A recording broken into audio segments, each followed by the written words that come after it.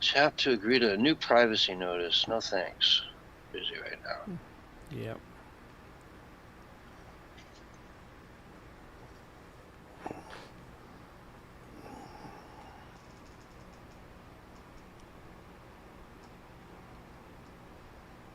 Lots of stuff in the news.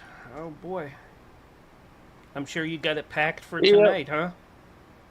Yeah, we got Brent coming in too. Yeah. I got that all set up. Cool.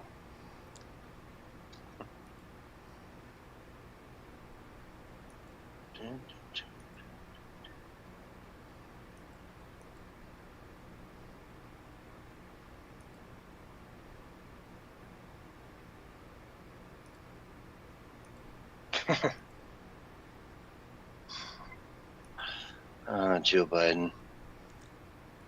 That guy.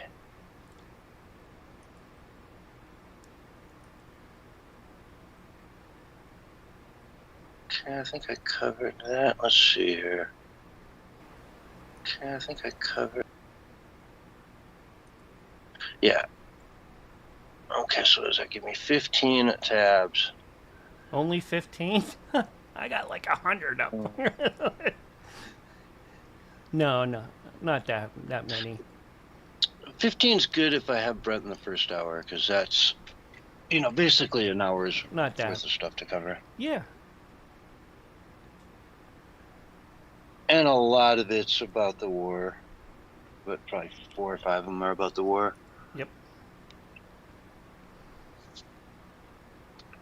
All right, just the news load.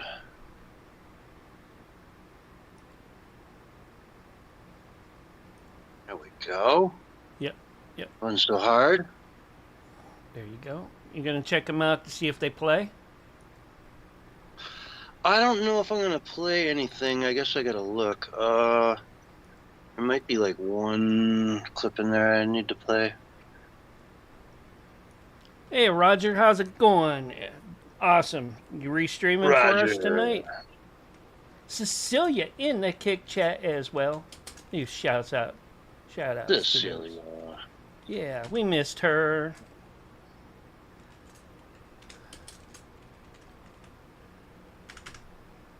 Yeah, Boxy should be in here probably pretty soon too. When he sees that I'm up and a few others. Takes a while for them to notice.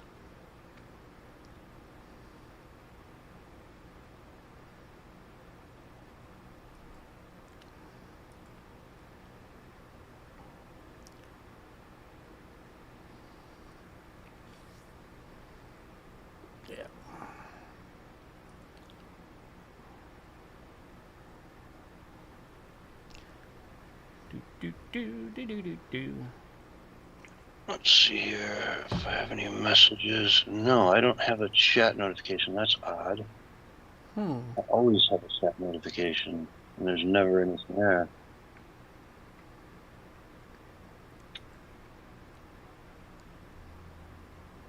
I feel like I'm slumming it tonight. I'm eating fish sandwiches and chips. Nice. Yep. Threw some in the air fryer. I'm like, I'm getting tired of eating the same old thing. Let me put some fish in there. Yeah, you gotta mix it up. Yeah.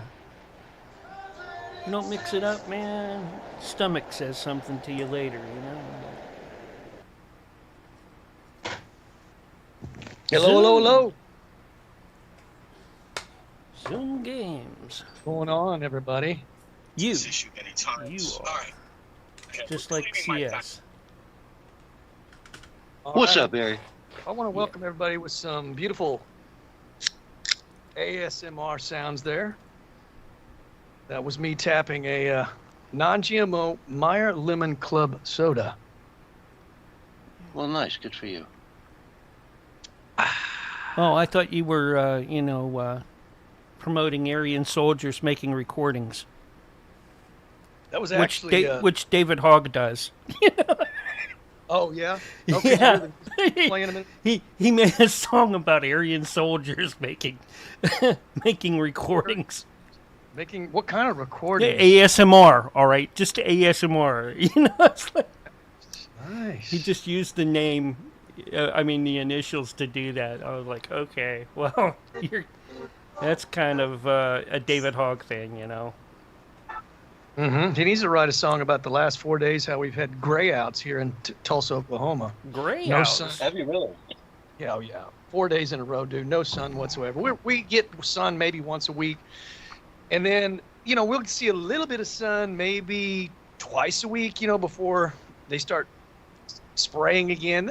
There's a couple of days where they spray not super heavy, but they still spray, fairly heavy. And then there's like 2 or 3 days where it's just a gray out. Or are they just trying to get rid of the evidence because that's all they have left? Get rid of the Since humans. funds have been cut so heavy. It's so ridiculous, man. I can't even believe that it's still ongoing. I can't, because it's so obvious. Now, I don't know, maybe you don't live in an area where they're spraying, but in my area, everybody sees it. Everybody knows it, man. I mean, it's just like you don't see sun anymore. I mean, that's not good for your psyche at all. Mm-hmm. And, it doesn't really bother me like it used to anymore. I don't know, man. Something like happened to me. Something clicked like about 2.5 weeks ago where and I mean this in a positive way, and I know a lot of people won't understand that, but I just started caring less, and I found that I cared more when I cared less, if that makes any sense. Yeah. Because It's everything is so... You're because just everything is out of transitioning. You're transitioning to be like people in the Northeast. You know that, right? Because like people from like Ohio, New York, Pennsylvania, New Jersey, and all that, they only get sun maybe 2 or 3 days a week tops, even when it's really nice. All right, and the rest of the time it's rain, snow. It's cloudy. It's kind of like they want to make everywhere that way. Yeah. Make it like Chicago London. was like that for half the year. Yeah. Yeah. Yeah, and it'll either get too hot for the clouds or too cold until the wind blows, and then the clouds come in from the wind off the lakes for you. Yeah. So I just noticed Lou Holtz died. Oh, Who? yeah. Who? Lou Holtz, Notre Dame football coach. Oh, there's a lot of people that died. Another guy died from ALS. Another a Disney producer, and of course you had the other actor from Grey's Anatomy die of ALS. He could barely speak, man. I mean, people, if they even understood remotely like how dramatic ALS is and what it does to you, it's so incredibly disturbing the way it basically slowly kills you to where you can't move, you can't speak, your respiratory, you get atrophy everywhere. And then within 2 years, most of the time, 2 to 3 years, your respiratory, your lungs just stop functioning. And you listen to like that guy from Grey's Anatomy, he could barely speak, man. He sounded like he had a stroke or something and was trying to speak or something. It's just so brutal. And then there's studies connected to the death jab. I looked it up, and ChatGPT showed me the studies and stuff, and it kept saying, well, it doesn't prove anything. And I go, well, it doesn't prove otherwise either. There's connection. Obviously, that's what the study points to, that there's a connection between the vaccine and getting ASL. Or ASL, I think is what it's called. But it's brutal, man. And that's how evil these people are. They gave people a shot that literally tortures you for 2 or 3 years straight. And then you put your family through hell on top of it all. That's kind of what I was saying about it. I stopped caring so much because you can't carry the weight of all the BS that's happening in the world. You just kind of have to let it go and let God have it. And then you can actually be of good use, because if you carry it, man, it just weighs you down, makes you feel. So I'm not carrying it anymore because there's just too much. It's just too much of the insanity, happening. And of course the Iran war, I'm not too concerned about it, but it's become a big dividing thing between, those on the right now. If you're pro the war, then you're evil, and if you're not pro the war, you're evil. because that's everybody's picking sides again and just hammering at each other. You know, it's brutal what's happening, dude. I mean, the division within our party is just like, yeah, I don't know what to make of it. You know, really, to be honest with you, I don't know what to make of it all, but it's not good, I don't think. But I'm not going to draw any. No, it never is. I mean, I think it's going to take a few weeks to find out what's really going to happen there in Iran. And all these people that are jumping conclusions saying, you know, we're going to World War III, Civil War. I mean, I've heard it all, dude. I've heard it all. I mocked it all. I mocked it all on Twitter. I said, quit jumping to conclusions, man. David Icke kept saying, you know, we're going to World War III now, Civil War, blah. I'm like, shut up, dude. Just shut up. You don't. And then he spends half of his time bashing Trump, when Trump's maybe the only leader in the world that's really anti-globalist.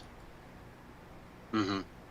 And I'm like, dude, why don't you spend your time bashing the globalists? You're the one that's supposedly so enlightened. Why don't you, you know, instead of bashing Trump all day? Brent sent me an email asking me if there was anything really going on in the world we're talking about. Exactly. And dude, I'm telling you, man, like these 2 months, it's like 5 years have passed in 2 months. That's how crazy it's been. I know. I'm trying to think, because it's like, you know, I mean, I've got all the stories in front of me from the last 3 days, but like over the last month, I mean, holy crap. There's a lot. Yeah. And that's the problem too. I think a lot of the people in MAGA, or even on the right that may not be MAGA anymore, they focus in on a lot of issues that, you know, really aren't helping us. And then you got crazy Nick Fuentes, who basically, I'm going to vote for a Democrat president. You know, I mean, how is that helping us, man? You know, dude, you're going to vote for a guy that wants to put us into the green scam, wants to put us into owning nothing and loving it, wants to put us into anti-free speech. You know, what is wrong with these people? I mean, and then Alex Jones, who I actually respect and revere somewhat, he keeps bringing the guy on his show. I refuse to watch it, dude. I refuse to watch that show. I told Alex on his, I doubt he saw it, but I said anyway, dude, there's no way I'm watching that show. And Nick Fuentes brings nothing to the table. He's a shock jock, man. And I really wish you'd quit putting him on the show, giving him a platform. But it's his show. He can do whatever he wants. But, you know, the day that we look at Nick Fuentes as a leader for the right is the day the right collapses. Tell me I'm wrong. You are not wrong, sir. I mean, I'm sure you probably have you have more disdain for him than I do, but I'm for him having his free speech. That I'm not for taking that away from him. Unlike a lot of people on the right, I'm going to take Tucker Carlson's free speech away from him. Well, whatever. Good luck with that, man. Because the more you do that, the more that it elevates them. You know, it gives them more power. You just got to let people putter out on their own, dude. You got to let people. I don't know, man. It's crazy, dude. And I'm sure Brent's going to be talking a lot about the division because it's big time now. You know what I mean? It's going into overdrive. But remarkably, I don't know if you saw this or not, but according to Rasmussen, the only daily presidential poll out there has Trump at 46% as of yesterday. He's up 5% from last month, and the mainstream media says that, you know, ever since the Iran war started, that his poll numbers are plummeting, which is not true according to Rasmussen. He's up literally 5% from 41% a month ago to 46% as of yesterday. I didn't see what it was today, but anyway, I don't think he's tanking. I really don't.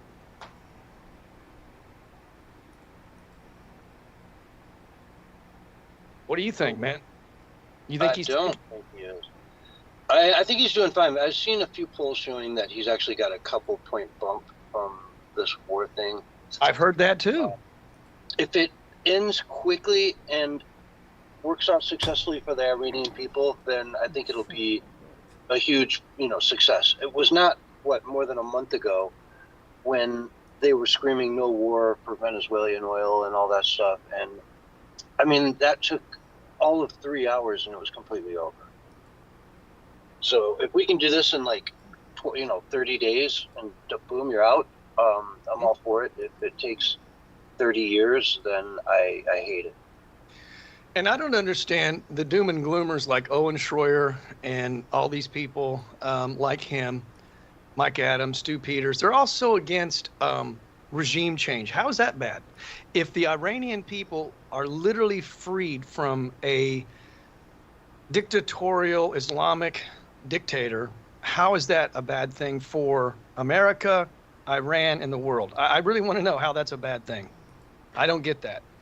Now, if they stay in the nation like Bush did, that would be a bad thing. But they've reiterated over and over, we're not doing nation building, and we're going to be out in like 4 to 6 weeks. So if that happens, And Alex Jones was on his show today saying that he believes that we're now committed to a long-term war in Iran and that boots are going to be on the ground. And I'm like, dude, why can't you just calm down for 1 minute and not be so manic about everything? That's way too early to make that judgment. Yeah, it is. Maybe in a couple of weeks or so, if things get crazy and out of hand, and I mean, I could see where you might say that, but it would have to get to that point before people don't have any restraint anymore. But because they're always kind of, even Alex sometimes pushes the fear, man, and it's sort of the sensationalism. Like every day is a sensational broadcast, and to a degree, that's kind of true already, but don't overplay it. Yeah. But we'll see, man. That's all. I'm going to hold off on giving my opinion on where it's going until I know better. I'll war game it and say this could happen, that could happen, or this could happen. But no way am I going to put my predictions out there or forecasts out there without having really been able to look at the situation fairly, honestly.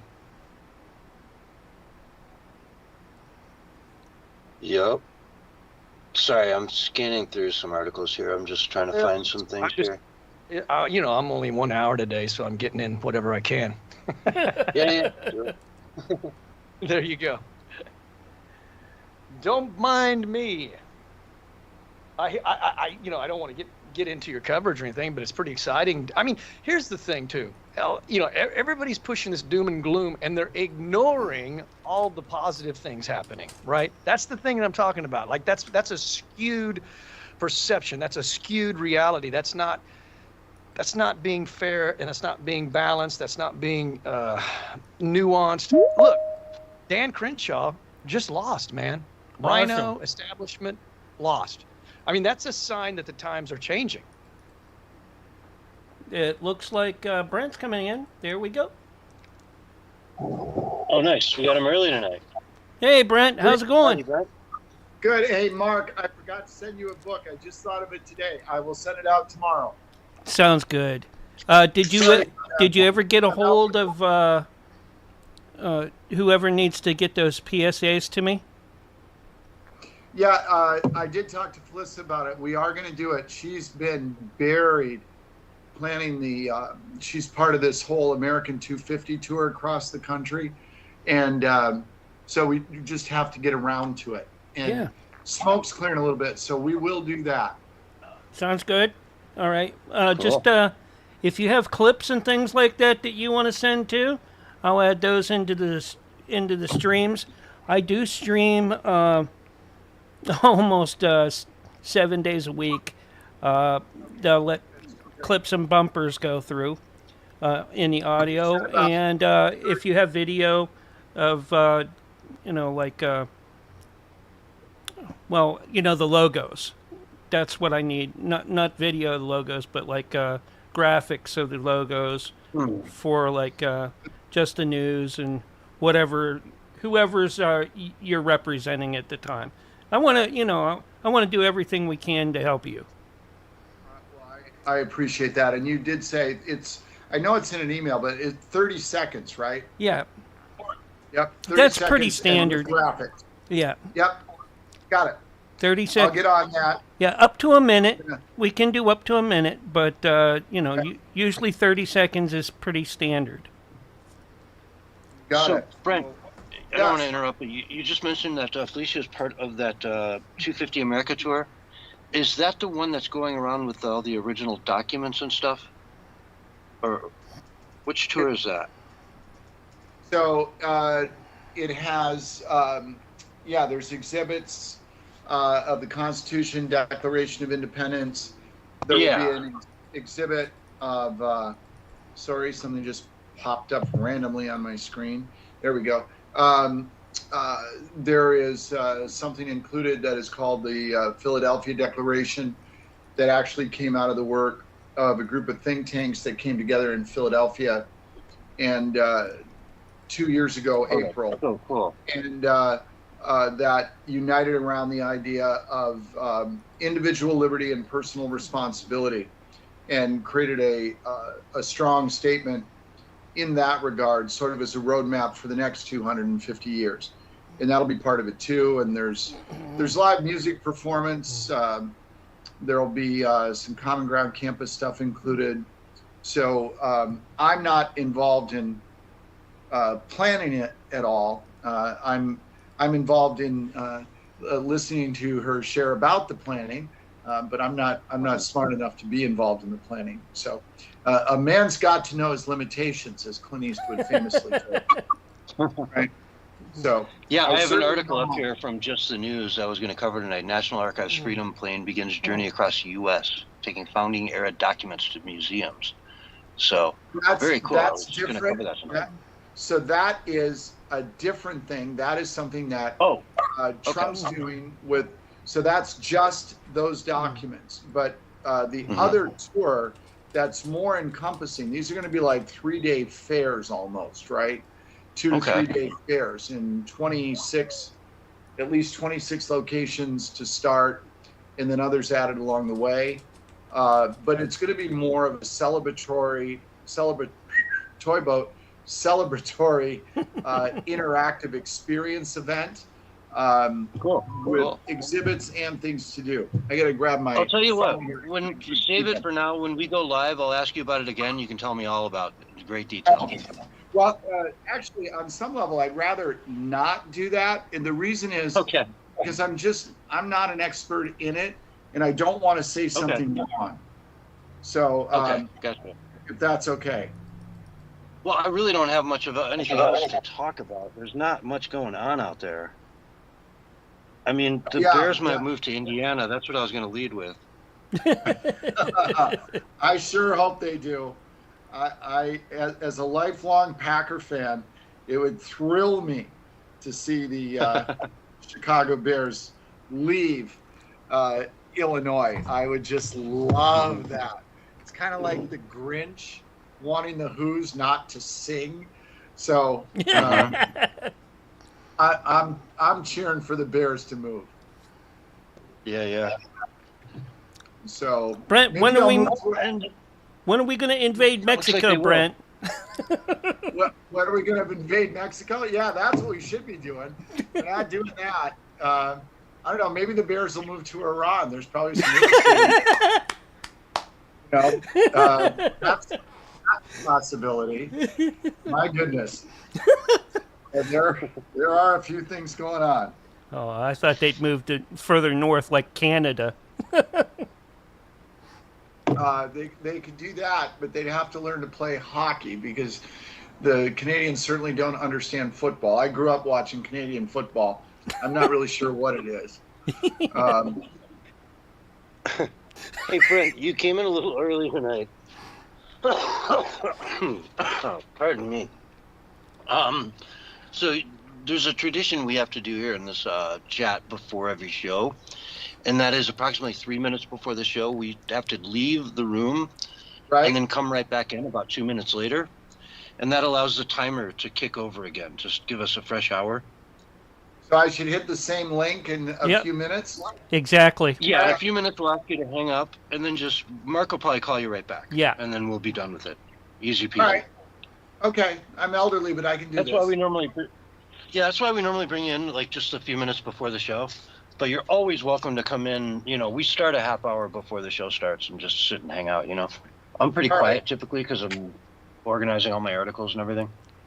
Got it. Sounds good to me. All right, I'll leave and wait. All right. Oh, okay. We'll go ahead. Let's just do it now. Yeah, let's go ahead and just do that now. You got it, Barry? Yeah. All right. I'm here. I'm going to end the meeting. There we go. And I will bring us right back in so that we can start out top of the hour and get Censorship Sucks right on.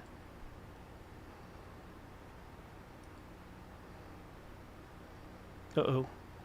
Uh-oh. Uh-oh. People. John. Brent. There we go.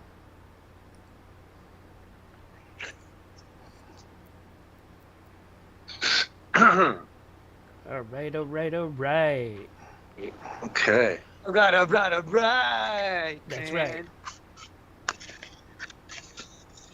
Getting the show going. Who's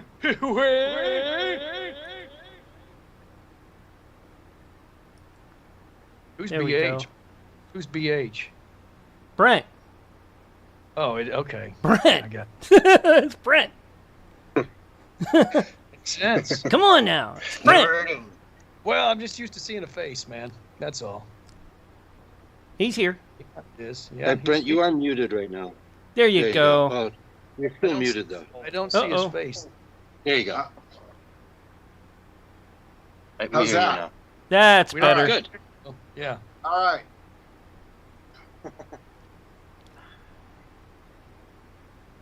So you're in a tank top. I'm curious to check the weather in Chicago and see what it's like up there. You wear that indoors or outdoors too? Well, I just got done at the gym, so Okay. and, so the hoodie came off, and here it is. So All right. yeah, Gotcha. 30 seconds, guys. And You're making me think it's titillate- like 90 out there.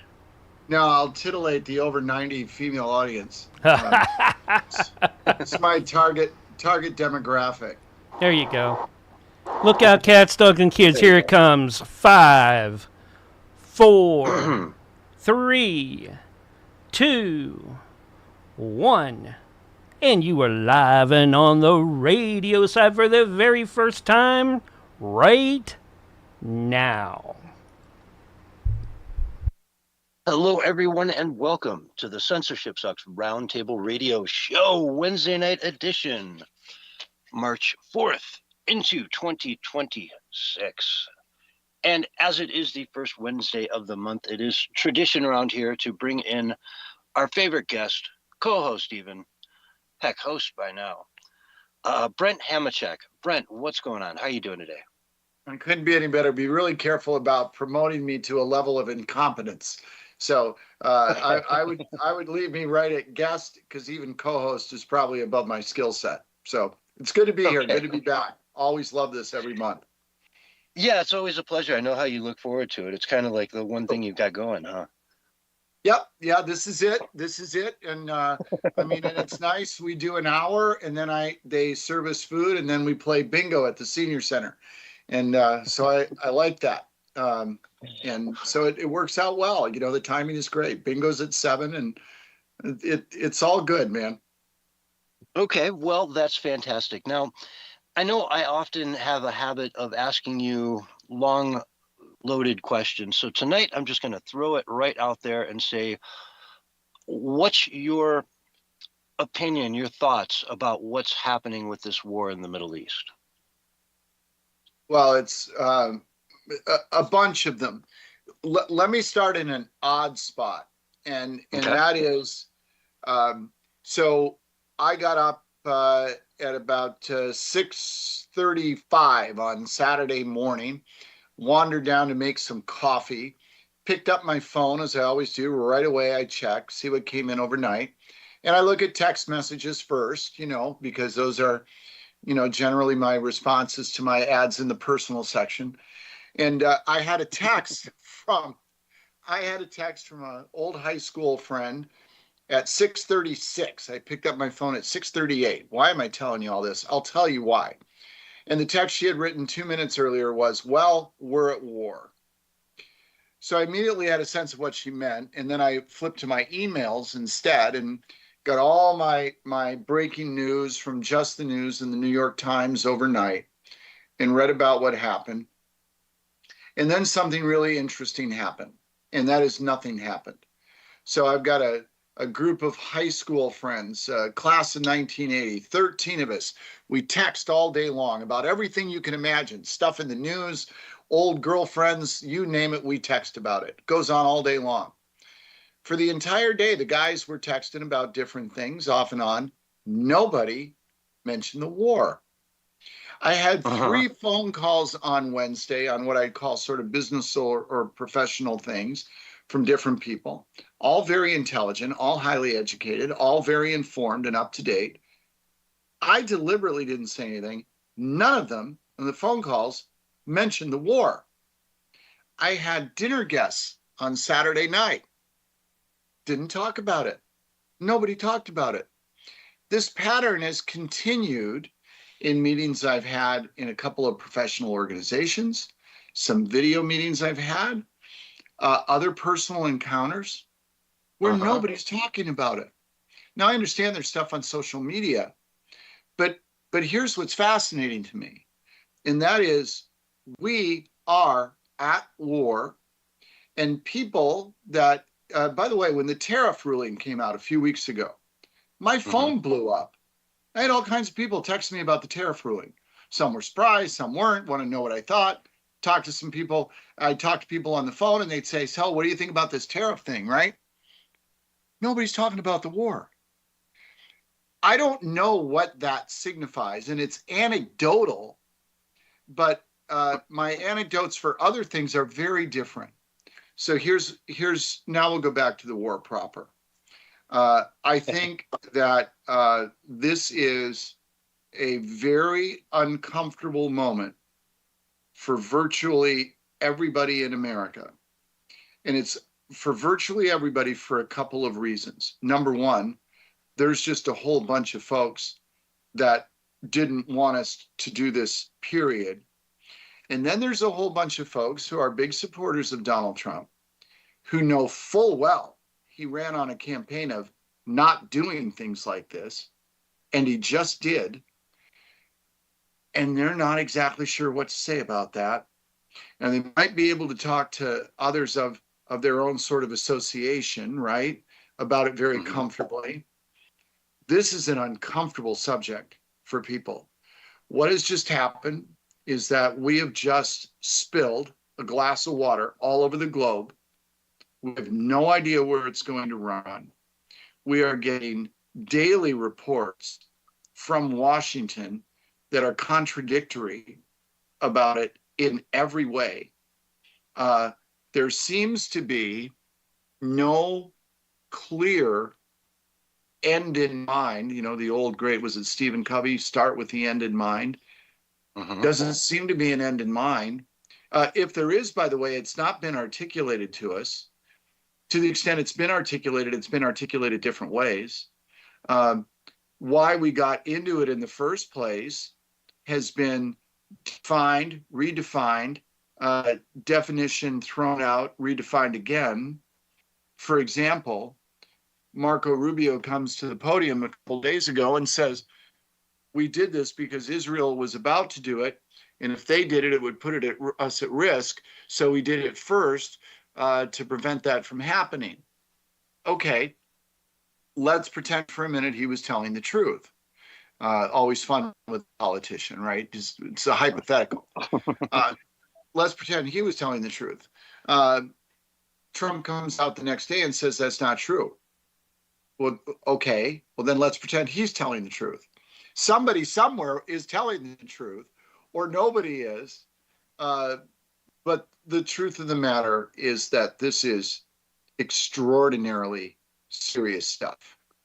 And we are not going, first of all, our history in Iran intervening ain't great, right? So, in our history of intervening in the Middle East ain't great. And these are, this is a people in a culture that is completely and totally different from ours in every way. They are not going to adopt our systems and method and means of life. That isn't going to happen.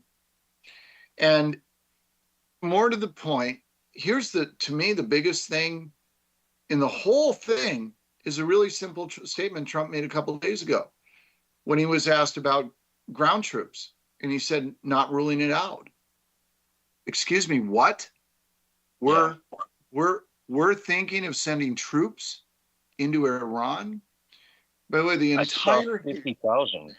I saw a number of 50,000 the other day, today, and I can't remember where I saw it. I think it was in Zero Hedge. They had a list of a bunch of different things that were going on, and yeah, one of them mentioned that we're moving like actively 50,000, troops over to that region. So if they're not going to be on the ground, then where are they going to be? Right. If we're about to invade Iran, we are about to enter what has become known in the common vernacular as another endless foreign war. And last time I checked, that was something that the Make America Great Again movement was all about ending. I mean, look, I wrote for Charlie Kirk for over 10 years. I can tell you, I wrote all kinds of columns for Charlie Kirk about ending endless foreign wars. You can't get a bigger MAGA guy than Charlie Kirk was, right? He was pretty big, had played a role in half the cabinet members that were named. And so what we've done here feels, to me, extraordinarily reckless. I mean, extraordinarily reckless. Very, very dangerous. And in terms of why we did it, I would suggest that this should be called, the real name for this operation ought to be called Operation Save the Midterms. I don't think that'll work, by the way, but I really can't think of another obvious reason for doing this, because now we officially have a wartime president. And historically, in bigger real wars, Americans tend to rally around, but every moment is different. And I don't think this moment in time, that's what's going to happen. But we're early days. We'll see what happens. The Senate just rejected invoking the War Powers Act today before we sat down. That's not a surprise that a Republican Senate did that. So it means, at least for now, the Middle East and Iran in particular are romper room for the administration to do whatever they want. And I take this very seriously. And it scares the hell out of me in terms of the implications for it long term. Well, Sunday night, my other co-host, Doc, was, we had a good conversation about this because he's adamantly against any interference that we do in almost any country anywhere, And as we kind of debated and tossed the ball back and forth, I was kind of saying, hey, if this ends quickly, if it doesn't last more than the 30 days that Trump mentioned, and at the end of that period, Iran comes out of this with a democratic republic and the women can go to school again and, dance in the streets and show their hair, and they're happy and you see them elated all over social media, I would think that would be good. But if it lasts any longer than that, then it's just like every other war we've ever gotten into. It's a forever war that will cost us trillions of dollars and would be an absolute disaster. It would put Trump in the history books, right up there with George Bush. You know what I'm saying? Well, and there's zero chance of your scheme of what, if within 30 days we have that, there is zero chance of that happening. And you are not going to take this rather orthodox, if you will, Islamic culture and somehow or other, because of United States missiles, transform it into what? The Europe of the Enlightenment? Stop it. I mean, it's just not going to happen. And there's, these answers about, excuse me, well, what about the next regime and all these things? And Trump's response yesterday, well, most of the leaders that we had picked out are already dead. We killed them. And so, we don't know who it's going to be. Oh my goodness. I don't know how anybody can listen to that answer and not literally be mortified at what we're doing. I mean, we're used to these flippant answers on other domestic things. We get it, right? This is a really big deal. And for an answer, what about the next regime? Well, most of the people that we had lined up, we killed already, so we're not really sure. Oh my goodness. At some point in time, people have to take a look at this and say, what is going on here? My concerns about this administration in every way are serious.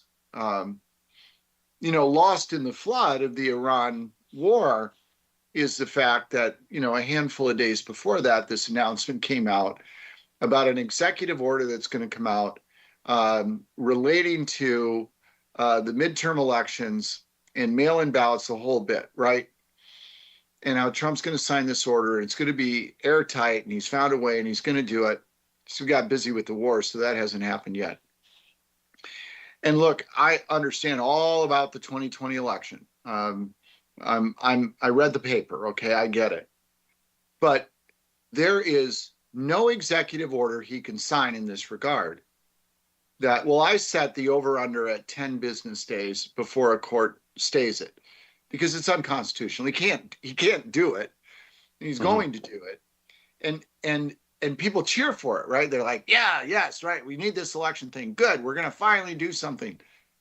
No, we're not. It's theater. And it's clearly not constitutional, and it won't stand. It will get tossed. And we look at this behavior, and we're just sort of saying, well, that's just the way he is, I repeat, I am extraordinarily concerned about all of it, and it just got a whole lot more serious last Saturday morning. Yeah, it's up there. I guess you could say things are escalating. Right. But, we get you on once a month, and so much happens over the course of the last month. So I thought I'd bring up something that may or may not be related as well. The whole Maduro situation with our, invasion of Venezuela and the capturing of their president to bring him back here to face trial. Seems like it was kind of a roaring success. And, some of the same things were said about that. It could be a forever war and all that. And yet the way it was done, at least thus far, it seemed to have been about, 4 or 5 hours, pretty in and out. Let's get it done. Let's move on to the next thing. But it also, I'm hearing talk that it has to do with Iran, because it was sort of a necessary step to take before you invade Iran to go secure, or at least for the oil markets to perceive that you've secured the Venezuelan oil before you go and disrupt all the Iranian oil. So I don't know if you see those connected together, or what thoughts you might have on that. Right. Well, we're right back to that whole 5D chess thing. Right. So yes, it's all beyond me to understand. Look, that actually isn't some big conspiracy theory per se. It actually makes some sense if you've got it drawn up on your chalkboard that we're going to invade Iran, so let's do something to stabilize Venezuela first. Right? That's really what you're saying, right? That's the calculus. Yeah. That's what it sort of, yeah. Right. That it was let's do A before we can do B. Right. So that sounds, if you say it that way, that sounds pretty brilliant. Except the first part was, so we're going to invade Iran, so we need to do Venezuela. What about the whole we're going to invade Iran part? So if that is in fact the calculation they used, I get it. In fact, it would actually make some good sense. even a simple person like me could understand it. But I would have to, if I were in the room, my thought would be, wait, hold on, just a second. Can we go back to the invading Iran part? I get what we're doing with Venezuela and why, but can we just talk about the Iran part first? Look, again, to me, I said it at the outset. To me, we just spilled a glass of water all over the globe. And, what happens from here, nobody knows, obviously, right? Lots of people have opinions. I actually don't have one. I have no idea what's going to happen next because it's a water spill. And I don't know where it's going to run. But I just know that this is an extraordinarily aggressive and bold move by an administration that, as near as I can remember, ran on a platform of that they wouldn't do this. And I do suspect that this has something to do with frustration out of the White House of not being able to do all the things domestically they'd like to do. I mean, they can't pass any laws. We talked about that before the election on your show. One of the things we talked about is what happens, if Trump wins. And we said it. We go back and look at the old tapes. It was easy. It's like, well, he's not going to get 60 votes in the Senate, so he's not going to be able to pass any laws. And he's going to sign a bunch of executive orders, and they're all going to get challenged the very next day. And some of them will stick, and some of them won't. And that'll be the way. All of this, none of this is like any sort of surprise. It was obvious that this would happen. So if you're having that, and then the big thing domestically during the campaign that was the big promise was the whole Doge thing, really reforming and reshaping and taking on the size of government. And that turned into an absolute clown show that vaporized in 90 days. Just vaporized. Yeah. It's gone. And it was a clown show. The chainsaw and the whole bit, reporting bad data, all the outrageous statements. When we should have been hearing from the Doge Commission? We should have been hearing from it right about now. After a year's worth of really thorough, detailed work, presenting in a really clear, fully informed, researched, vetted, and clear way to the American people, excuse my language, look at all the shit we found. And now, American people, now Congress, let's do something about this. Instead, it vaporized in 3 months. It was over and done with. So domestically, a massive failure, except for one thing, the border. Done a great job on the border. No question about it.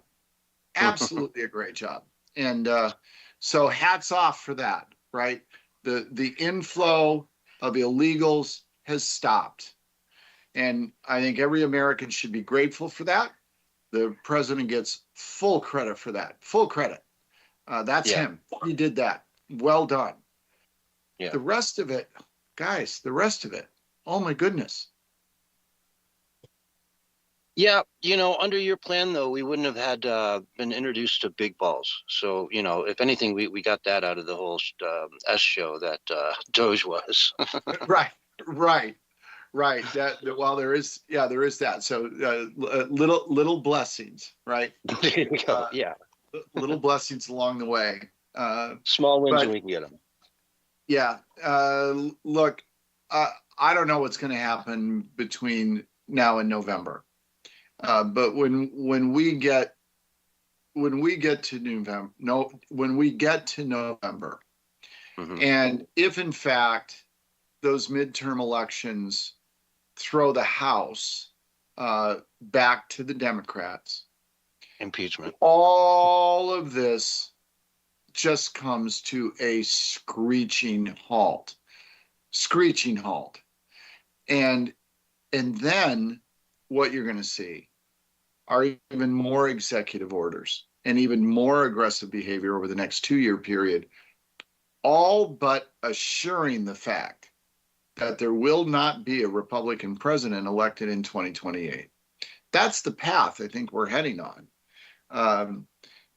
This is not some great renaissance for conservatism and American ideas and all these other things.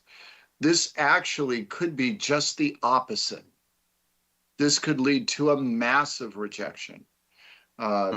This is living in the state I live in Illinois. We had a governor here who called himself a Republican a number of years ago, Bruce Rauner, who actually governed like a Democrat and destroyed the Republican Party in the state for what will be likely a lifetime. Okay. He got all kinds of independents to vote for him and all kinds of crossover Democrats to vote for him because the state was a mess. He was arguably one of the worst governors we've ever had. It's bring back Blagojevich after Rauner.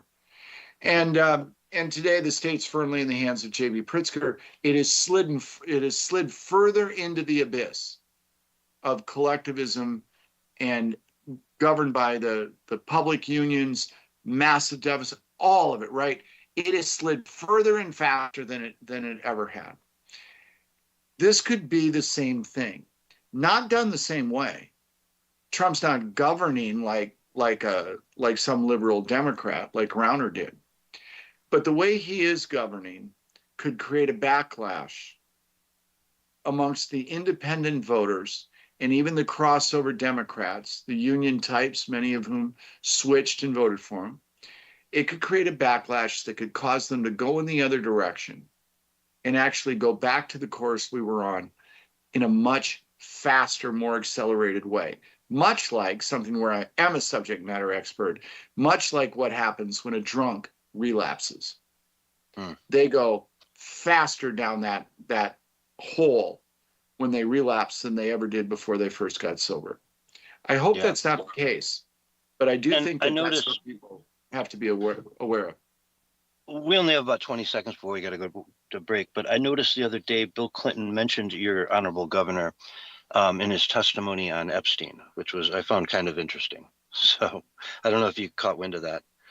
I actually didn't. All I know is if J.B. Pritzker was with any underage girls, there would have needed to be at least 7 of them, just because of the sheer size problem. But in any case, Pritzker might run for president. He's not electable. He would be a non-issue. He wouldn't get out of the primaries. Yeah. Anyway, folks, we've got to go to break. This is Brent Hamachek from humanevents.com. Human Events, go check it out. Brent, we'll have you back right after the break. Folks, stay tuned. We'll be right back after these messages. All right, we're on radio break. You guys are doing a great job tonight. Oh, yeah. Hopefully I hope I'm not too mild. Mild? Oh, come on, Brett. I mean, I'm trying to just sit on the fence a little bit, but yeah. No, that's my job, is to try to get you to pick a side. Yeah. Well, the side I'm always on is the side of just rational thought. I don't have a partisan bone in my body, so I don't cheer for Reds or Blues, right?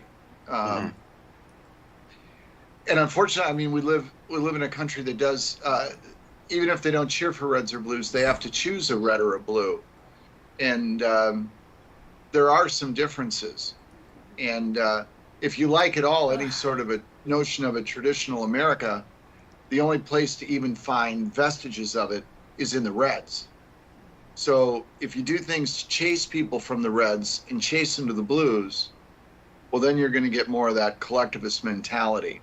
And that's my fear, that what's happening here, and people who might be loving every minute of it in the moment need to think about the fact, I just checked my Google Calendar. You know that it actually goes out beyond 2028? I didn't realize this. So it's like, whoa, wait, I thought everything ended in 2028. That was it, No, it turns out that at least the folks at Google are planning for this whole human experience to go on longer than that. So Yeah, you wait till gotta, their AI agent gets wind of that. yeah, they'll do something with it. But so Remember that playing the year 2000 thing? We'll play that oh, card I again. remember it. Yeah, they'll play I that card remember again. I remember I sitting made a in bunch my of money off that. I was in Sault Ste. Marie, Michigan, in my parents' home, watching the clock turn to 12 o'clock. I still worked in the banking industry then. I was just getting ready to leave it. Banks had been worried for 2 years all their systems were going to crash, and nothing happened. It was supposed to be the end of the world, Yeah. and then the world was still here. So I advise all my clients and myself to buy gold calls going into that, and we get out like a bandit. And I told everyone, nothing's going to happen. We're just going to buy gold going into this. Everyone's going to freak out by the time New Year's Eve gets here. It's going to be at 4,000 or whatever. And yeah, that was fun. That was one of my better calls in the markets. Yeah, well done. I was actually stationed at Anderson Air Force Base, Guam at the time. Mm-hmm. Yeah. Oh. Good old Still days. married to my first wife. How about that, Brent? It's well, at least something blew up. It sounds like. Yeah, that I was good for another year. That put me at 13 years. I guess 13's an unlucky number for some like me, Right, or lucky, because if it was the last one and you got out, Oh then boy, it wasn't the last one. I had 2 more after that. Wait, 2 more years or 2 more wives? 2 more wives. And 5 more kids. Wow. Nickname you Henry VIII.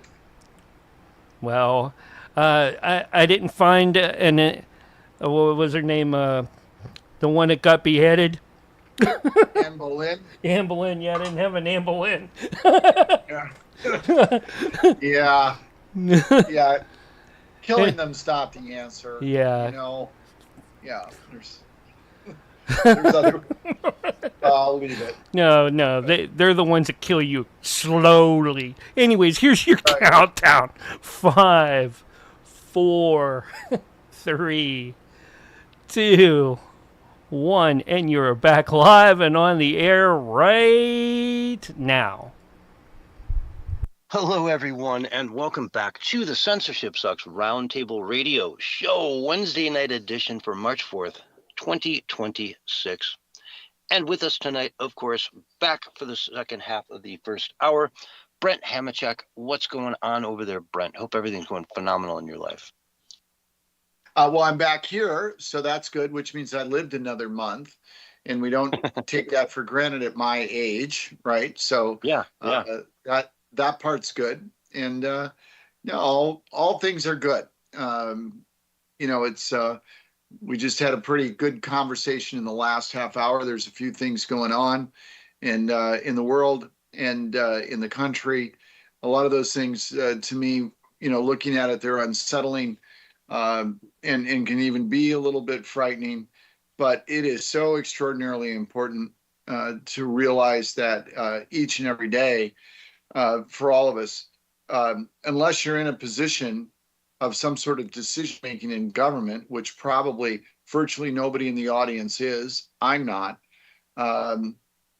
we have a service and a duty to ourselves and others to live each day just the best we can and to have some fun. The world had problems before we landed on it. It'll have problems after we leave it.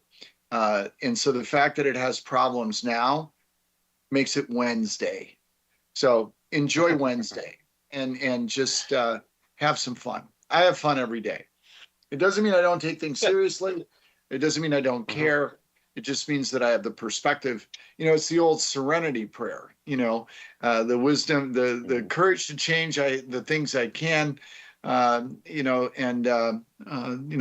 wisdom to know the difference between the things accept the things that can change, have the courage to change the things that can, and then the wisdom to know the difference.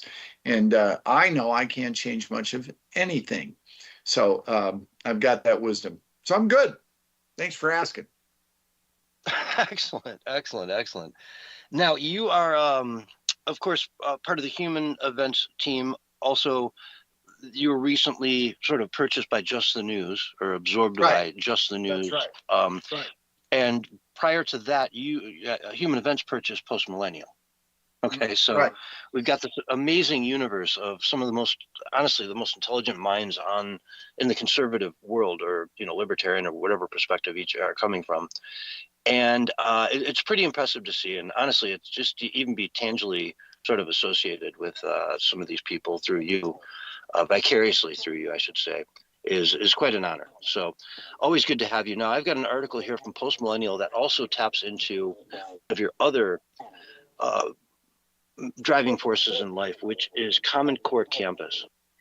Okay, so Post Millennial, with Common Core, you're trying to bring college students together.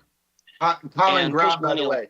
Common mistake. Common Core, that was the old curriculum. I'm sorry. Yeah, right. We don't want to do that. So Common Ground Campus, but keep going. My bad. Yeah, it's a Common Ground Campus. My Lord, I should know better than to do that. That's like... It's perfect. We've only talked about it 1,000 times. They put out an article about a new study that interviewed 1,400 students at University of Michigan and Northwestern, and asked them if, quote, have you ever pretended to hold more progressive views than you believe to be accepted socially or academically? And 88% of the students said yes, right?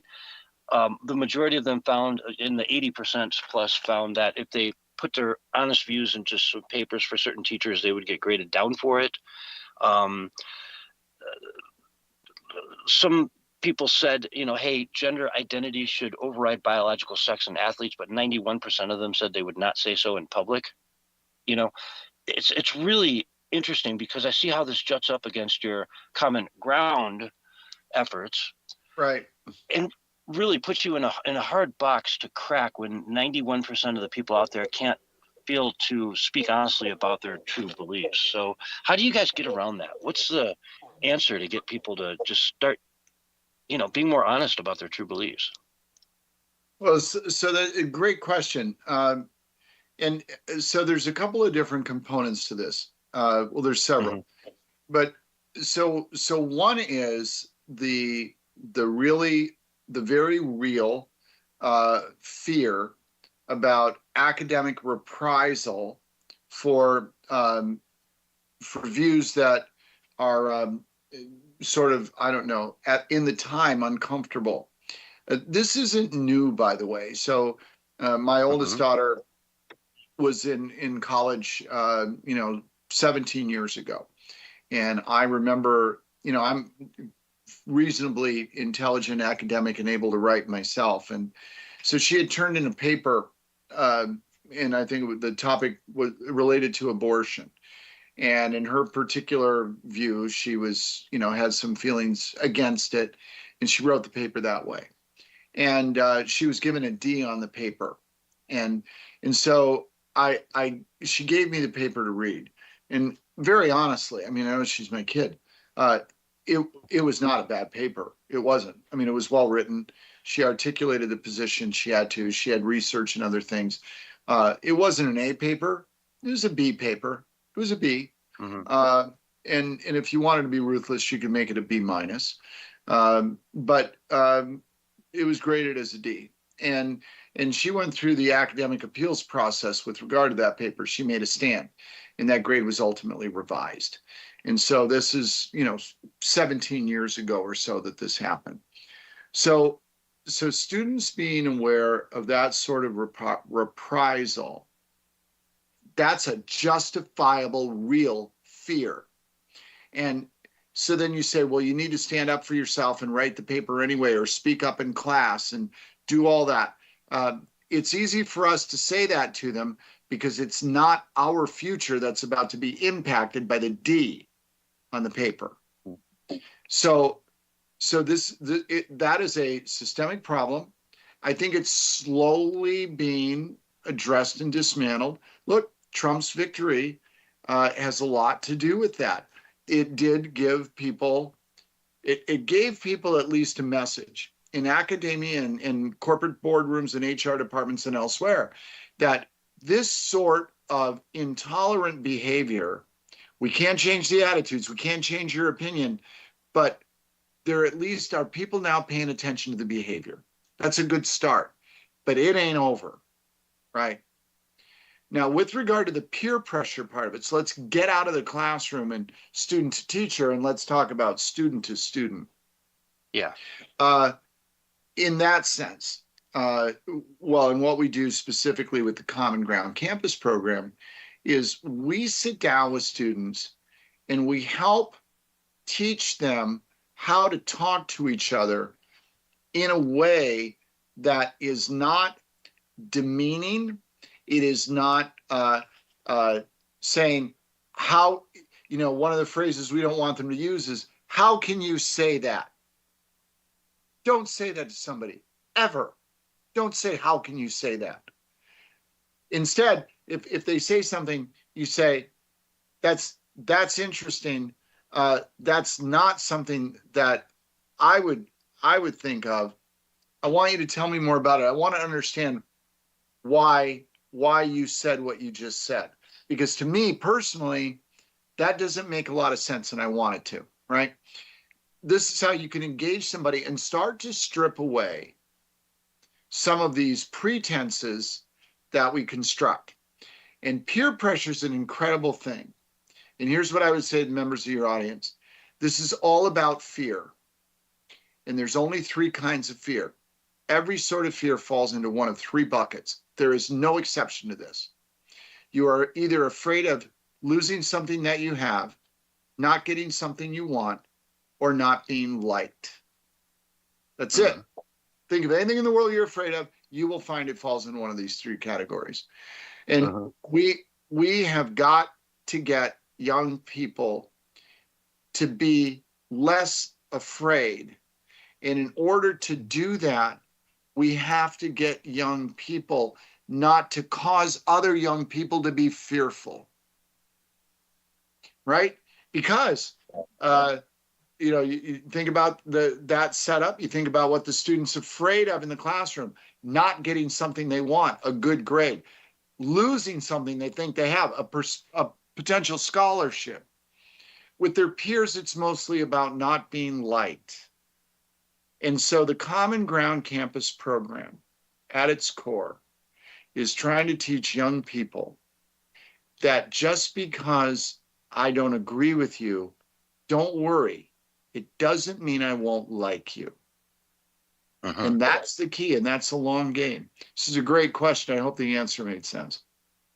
Yeah, it did. It's just interesting because when I read that, I was thinking of you and just how this relates directly with your Common Ground initiative and the fact that people are lying to their friends about deep-seated beliefs. They're good friends, they're roommates and stuff. They can't, in the comfort of their dorms, they can't speak honestly to their friends, around a 6-pack or whatever on a Friday night. Seems like a real problem. Right. Well, understand the importance of what I just said. I'm going to go back to it for a minute. So it is about that fear of not being liked. And there's 2 ways to combat that. One is to empower young people to conquer the fear they have and perhaps be willing to be unliked, but not lose their own voice. The other way, the bigger way, the way that solves the problem is to teach people not to dislike someone because they have a different opinion. That's the key, right? So we're working on, we're trying to get young people in part of our program. We're trying to help them find their voice, express it in a positive way, whatever it is. So we're trying to get them to be positive in the expression, not negative. But we're really trying to treat the problem, because the problem is somebody that doesn't like you because of something you say. So, we're working right now on a short booklet that we're going to use to supplement the program that pulls out a lot of these lessons. And here's something that's going to be in that book, and it's going to be in italics and bold print. And I want everybody who's listening to your show to think about this. If you decide, you can pick any topic. Let's say you want to argue about the Iran war, and you're with somebody, and they think that not only was it good to blow up Iran, but we should blow up every country in the Middle East. And you think we should disarm and get rid of all our missiles and never even have a military.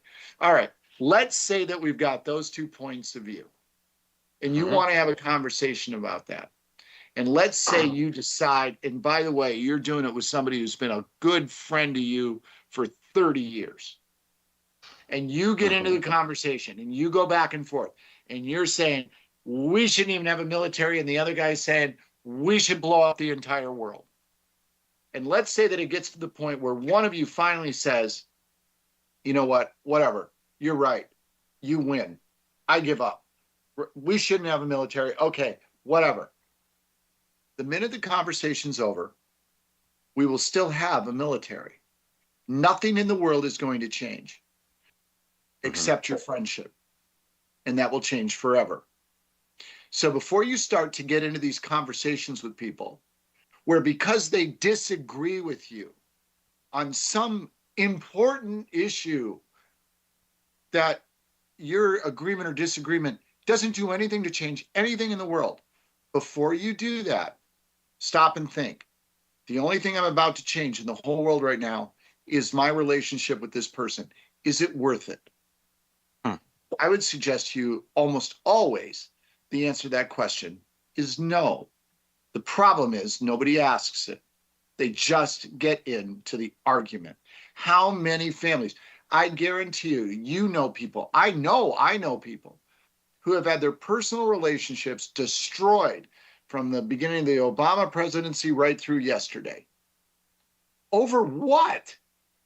Arguing about stuff that has nothing to do with them. Look, if you want to divorce your wife over the sofa because you think it's really too hard and she thinks it's really soft, and you guys can't, and then you decide to get divorced over the sofa, you know what? At least that actually had something to do with the two of you. You could have done something about the sofa, right? But if you're going to wind up getting divorced because she likes Harris and you like Trump, really? Seriously? Does that have anything to do with how you treat each other in a time of need, being there, all of the stuff that matters in life?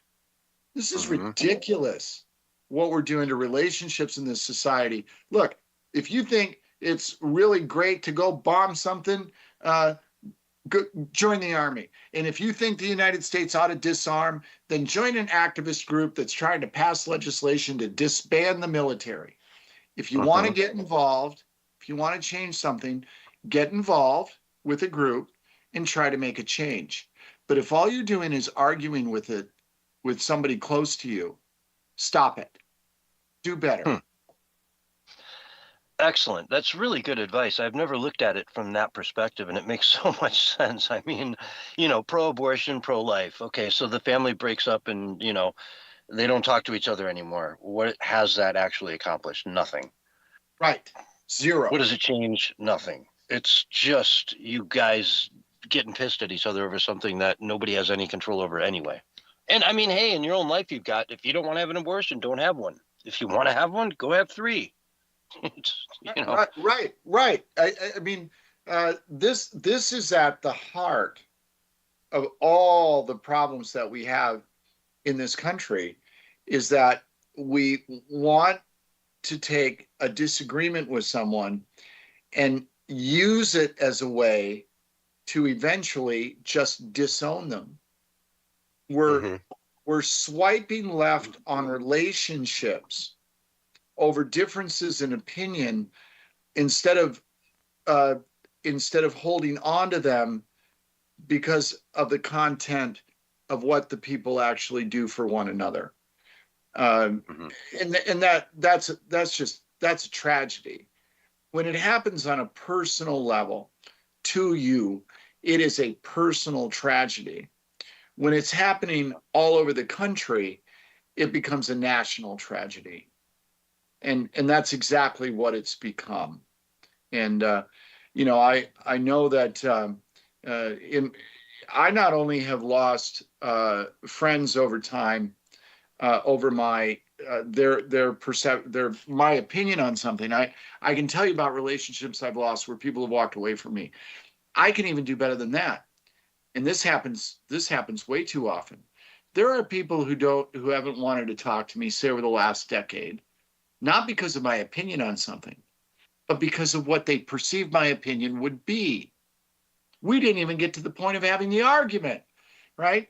They just figured out what I thought and decided. I've got one person in particular in mind, a member of the law firm I used to work closely with, who during the pandemic then decided everything there was to decide about what I was thinking, and he just basically stopped talking to me.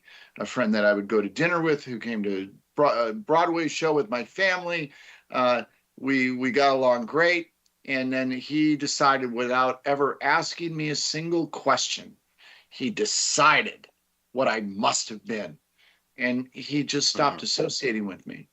This is insane. This sort of behavior. Yeah, and yet it's very common out there. I can't even think of the number of families out there that have broken up to one degree or another over petty politics that it accomplishes nothing. And look, I'll give you a very we talked about the common ground thing, and we got into this. This is a fun topic, and I joke about this and I exaggerate a little bit. But my partner in Common Ground, really the gal that figured it all out and is the brains of it, Phyllis and I talk every day. We are as good of friends as you can possibly imagine for two folks to be. And when it comes right down to it, on all sorts of different matters of policy, there's a lot of stuff we do agree on. There's a lot of stuff we don't agree on politically. And we have very different takes, very different positions. And when we talk about those things, so she'll articulate a view on something, and I'll listen and I'll say, well, that's interesting. I see it differently, and I'll share how I see it, and we'll kick that around, and we're good. But if there was ever a time where either one of us, in other words, we practice what we preach. If there was ever a time where one of us said, "Oh, you're just wrong about that," and then we started to make that counter argument, that aggressive argument, it would escalate, and we would get to a point where one of us would say to the other, "Okay, I give up. Whatever. Let's just drop it." By the way, the worst relationship words you can ever hear in a relationship are "let's just drop it." You can't hear anything worse than that. That's like in the South, if they say "bless your heart," right? If somebody says "let's just drop it," that's really bad. They mean you. Right. And if we did that, if we got to that point, the only thing in the world that would change, again, would be our relationship, and it would be damaged forever. But here's what I know after 6 years of us working together, friendship, having been through a lot of different things, that if either one of us was ever in a position where they needed help, support, 2:00 in the morning, I'm in trouble across the country, okay, I'll get on the first flight, I'll be there, I'll help you. That's what matters in life. And why on earth would anybody want to destroy those kinds of relationships, those sorts of meaningful friendships? Because, I don't know, we didn't agree on tariffs or something? That's insane. So she and I practice what we preach on a daily basis. In every conversation we have, there is no topic we're unable to talk about. We don't talk about all of them, by the way. Sometimes we know that we just instinctively know that we're likely so far apart on something, we just leave it. We don't leave it because we're afraid to talk about it. We don't leave it because we might destroy our friendship. No, we just leave it because there's no reason to go there, right? And so we leave it alone. And oh, by the way, a wonderful friendship continues. Yeah, I had an ex-girlfriend like that where we started dating, and I mean, first day I'm like, hey, I'm pretty conservative. You don't seem very conservative. She's like, yeah, no, I'm very, Democrat all the way.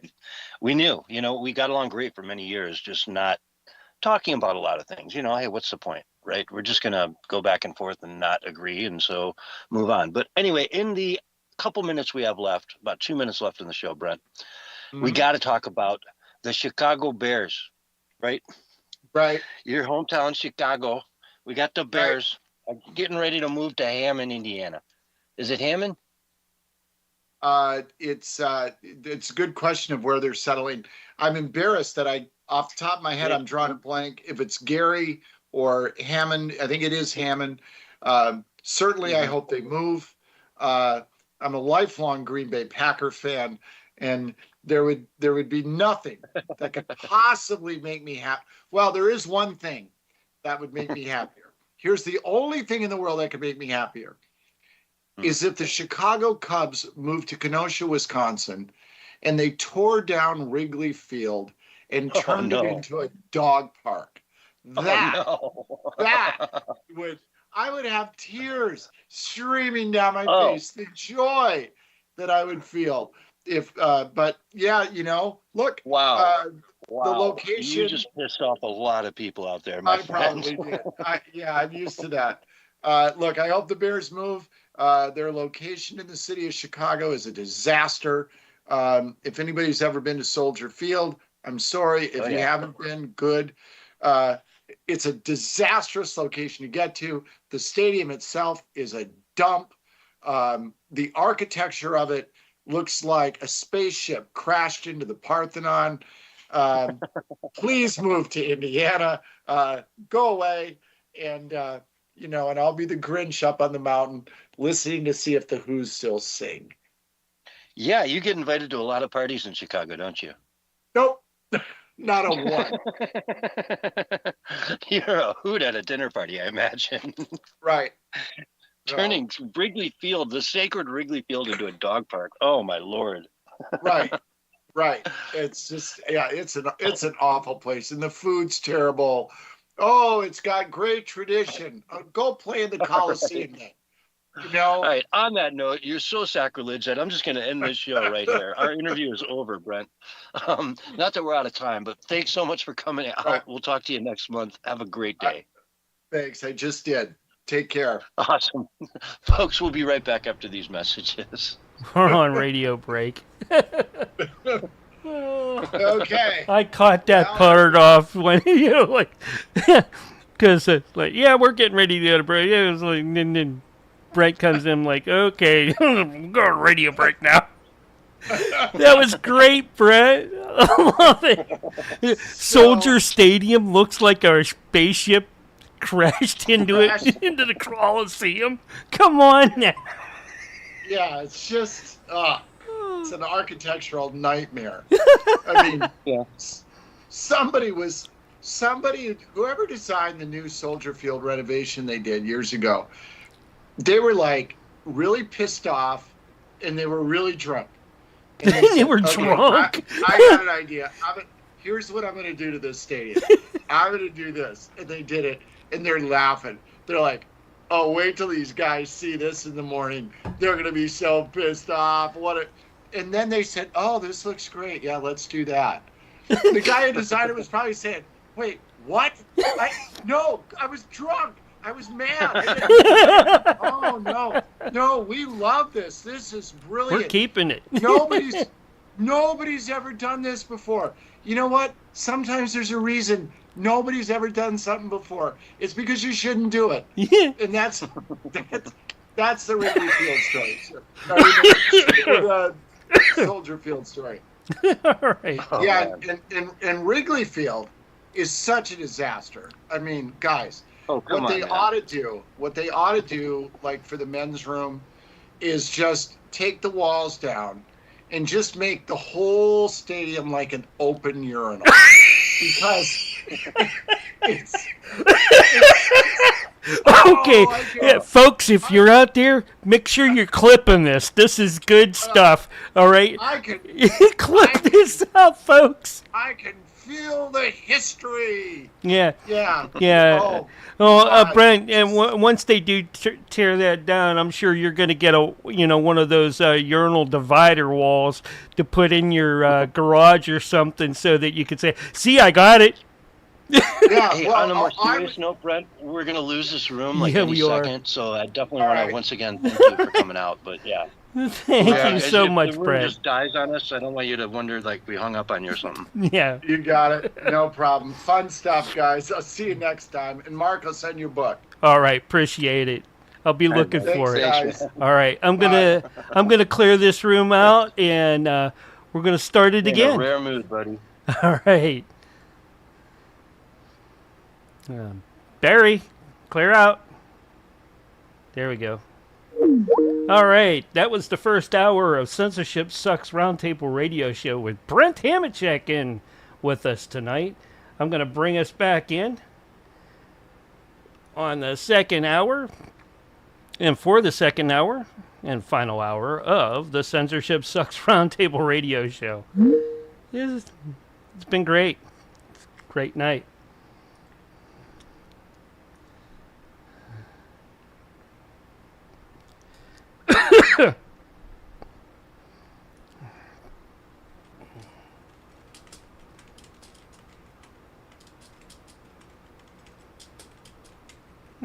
Barry has to hang up to join.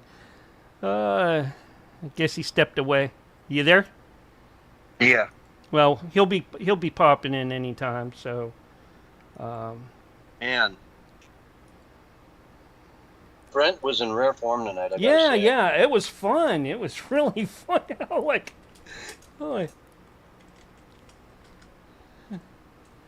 Yeah.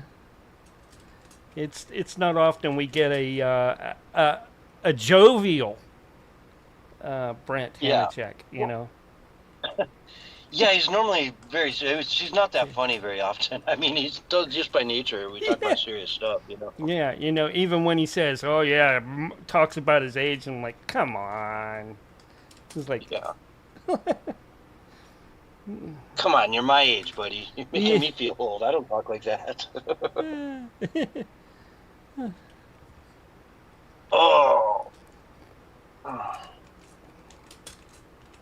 Just keep an eye out for Barry. Yeah, we here. got Great Conspiracy in there tonight. How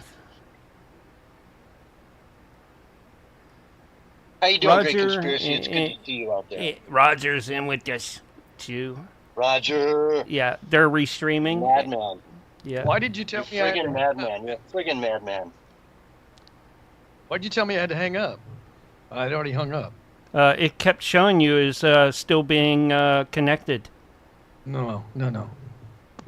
on my end. No. Well, your end is wrong. It can be at times. Mark doesn't know how to read it. Right.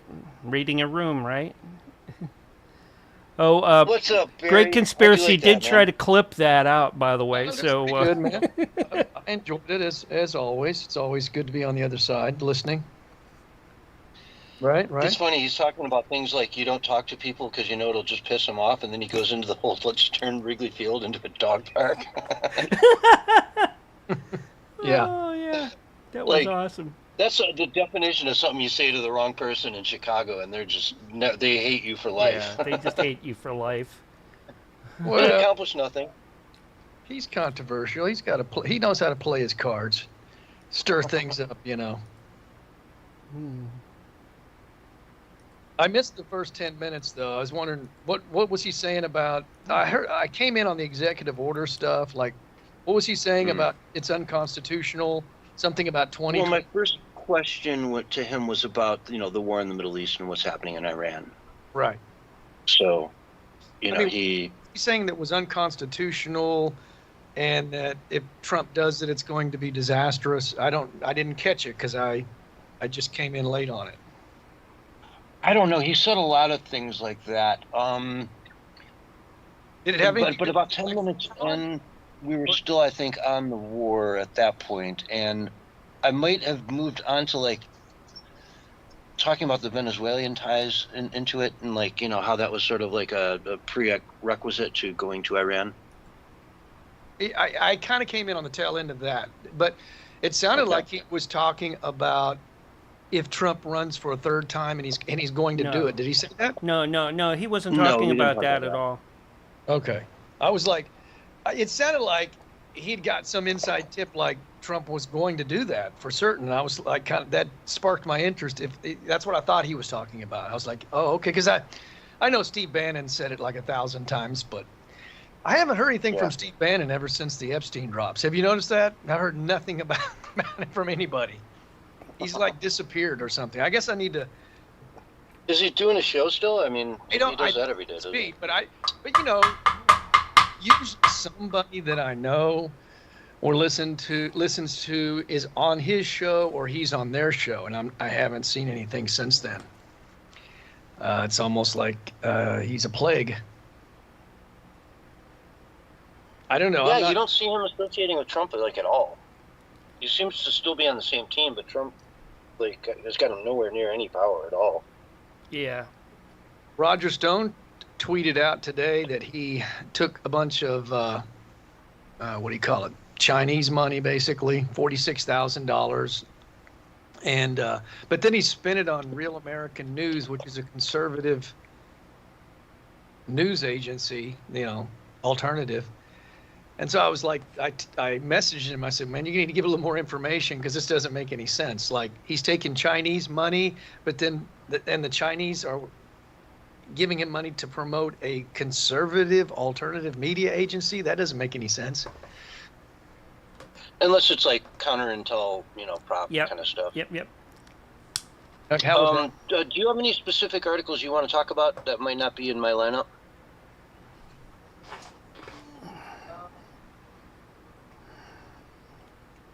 Uh-oh. We lose you?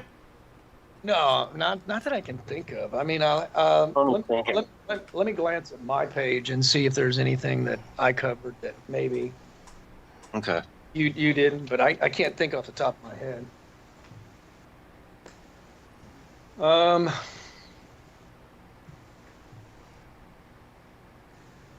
You know, I have not posted a lot of news, to be honest with you. I've been posting other kind of content, like my opinion or my analysis. Yeah. 30 seconds. And your opinion analysis is, you know, fair game as well. I mean, if you've got an opinion or an analysis you want to bring up, by all means. That's what we do here. There you go. You know? I only bring up the news because it brings up our opinion and analysis. It's sort of a segue to share our thoughts, you know? Okay, 3, 2, 1, and you're live right now. Hello, everyone, and welcome to Hour 2 of the Censorship Sucks Roundtable Radio Show, Wednesday, March 4th edition, 2026. And boy, we keep saying it, there's a lot of stuff going on in the world. With me tonight, I've got my co-host on the line, Bullhorn Barry. What's going on, Barry? Hey, great to be here, John, and enjoyed listening to the first hour, man. It's good to be kind of a backseat driver every now and then. Yeah. Brent's a crazy guy. He's a lot of fun and really has some great insights into the world. I don't always agree with everything he says, but it's hard to argue against it and push back on it sometimes. You know what I mean? I'm a little bit more optimistic about this whole thing in Iran than he is. I'm just seeing so many people on different social media platforms really seeming to celebrate it and welcoming it in Iran itself, you know, especially, you know, the people there. The question, I guess, boils down to, are they a majority of the people in Iran, or is the majority there the hardliners that have been running the place for so long, you know? Mm-hmm. I mean, I think any kind of, you know, conclusion is up for grabs at this point. It's awful early to be drawing some serious conclusions, which a lot of people are, you know. I mean, it's, and for the doom and gloomers, it's, you know, World War III, Civil War, I'm abandoning Trump, I'm abandoning MAGA, he's a liar, blah, blah, blah, way prematurely, you know. At least give Trump the benefit of the doubt when he says, you know, 4 to 6 weeks or whatever.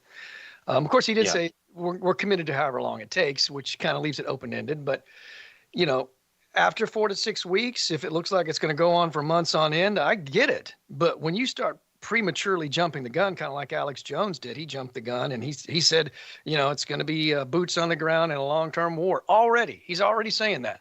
And look, I have a lot of respect for Alex Jones and his analysis. He's been right about a lot of things, but he's prematurely jumping the gun. And just people hold off, show a little restraint, you know, be fair with your analysis, let things kind of play out a little bit so that you can give a really good analysis.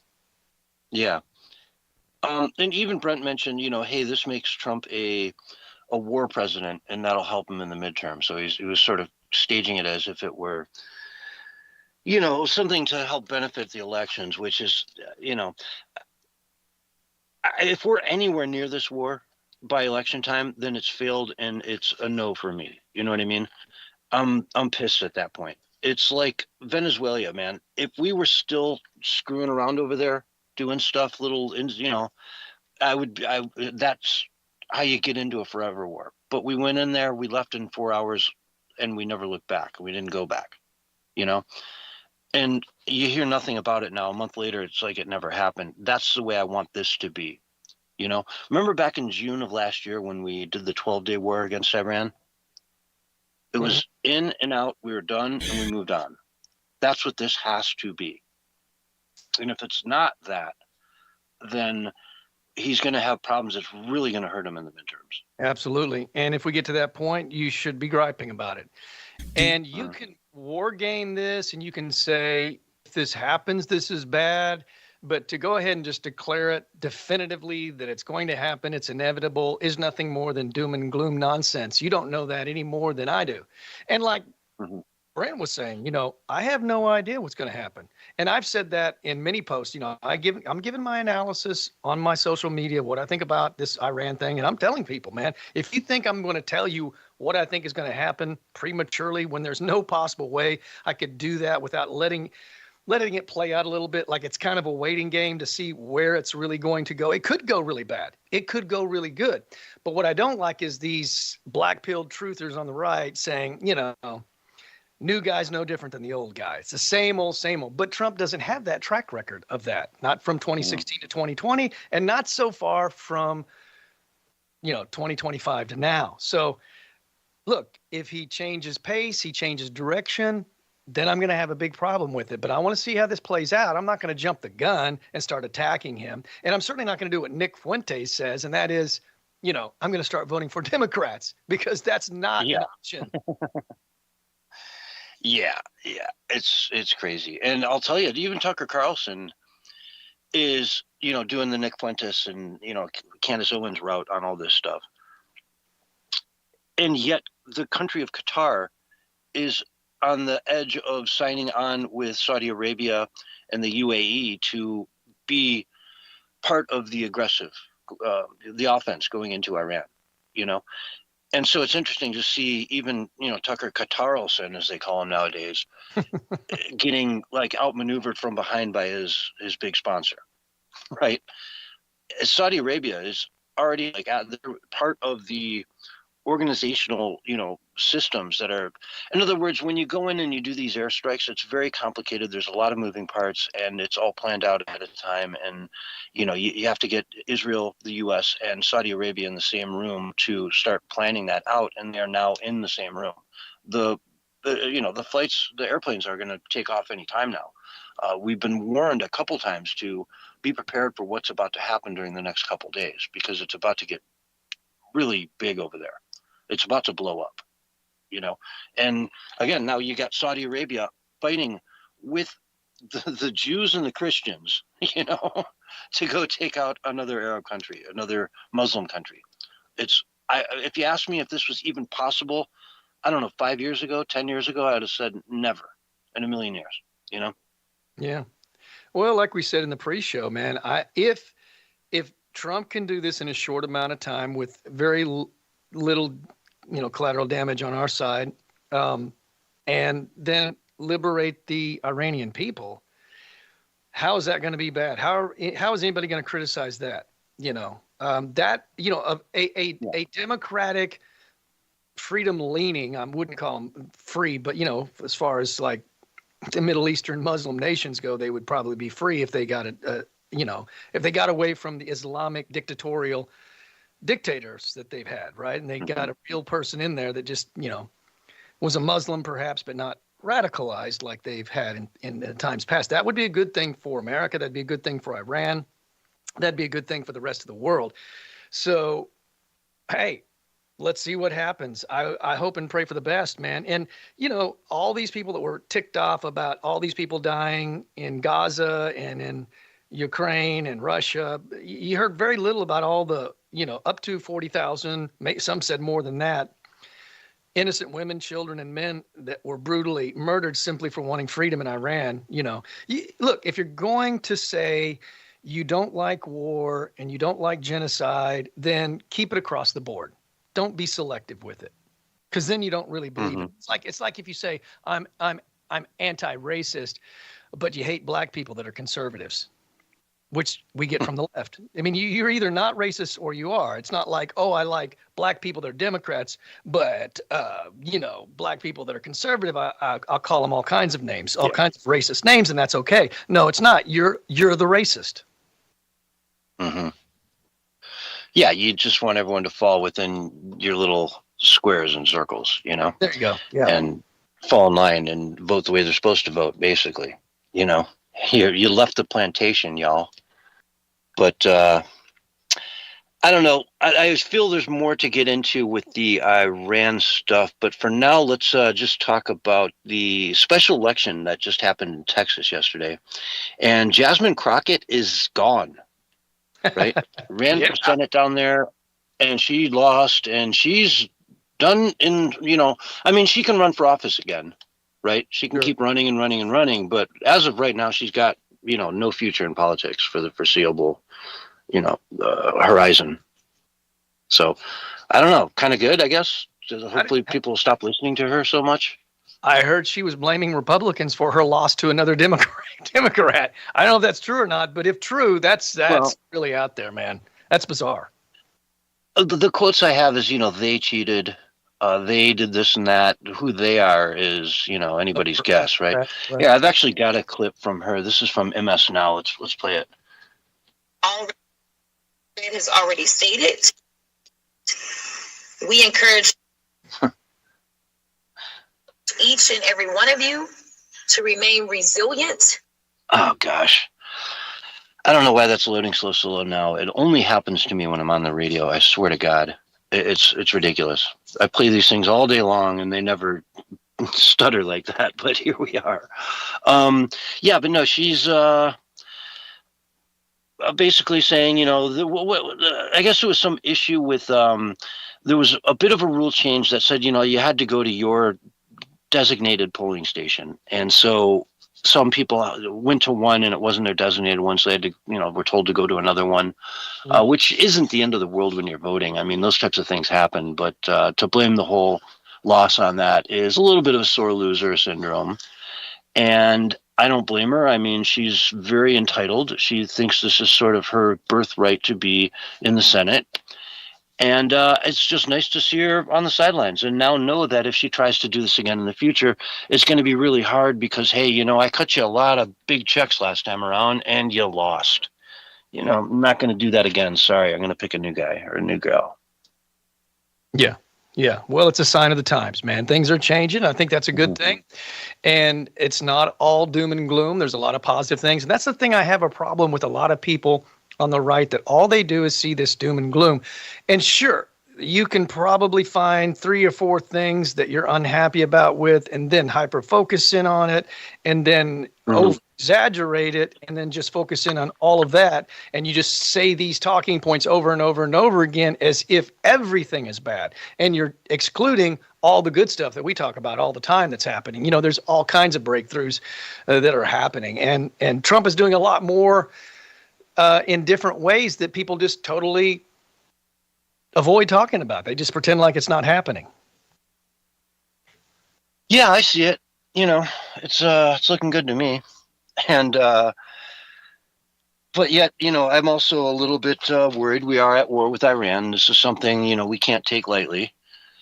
And the last time, this is a place where great empires go to die, here in Afghanistan, it's where they just go to die, to lose their sacred treasure and just leave it on the battlefield in the form of empty bullet casings and, exploded bombs.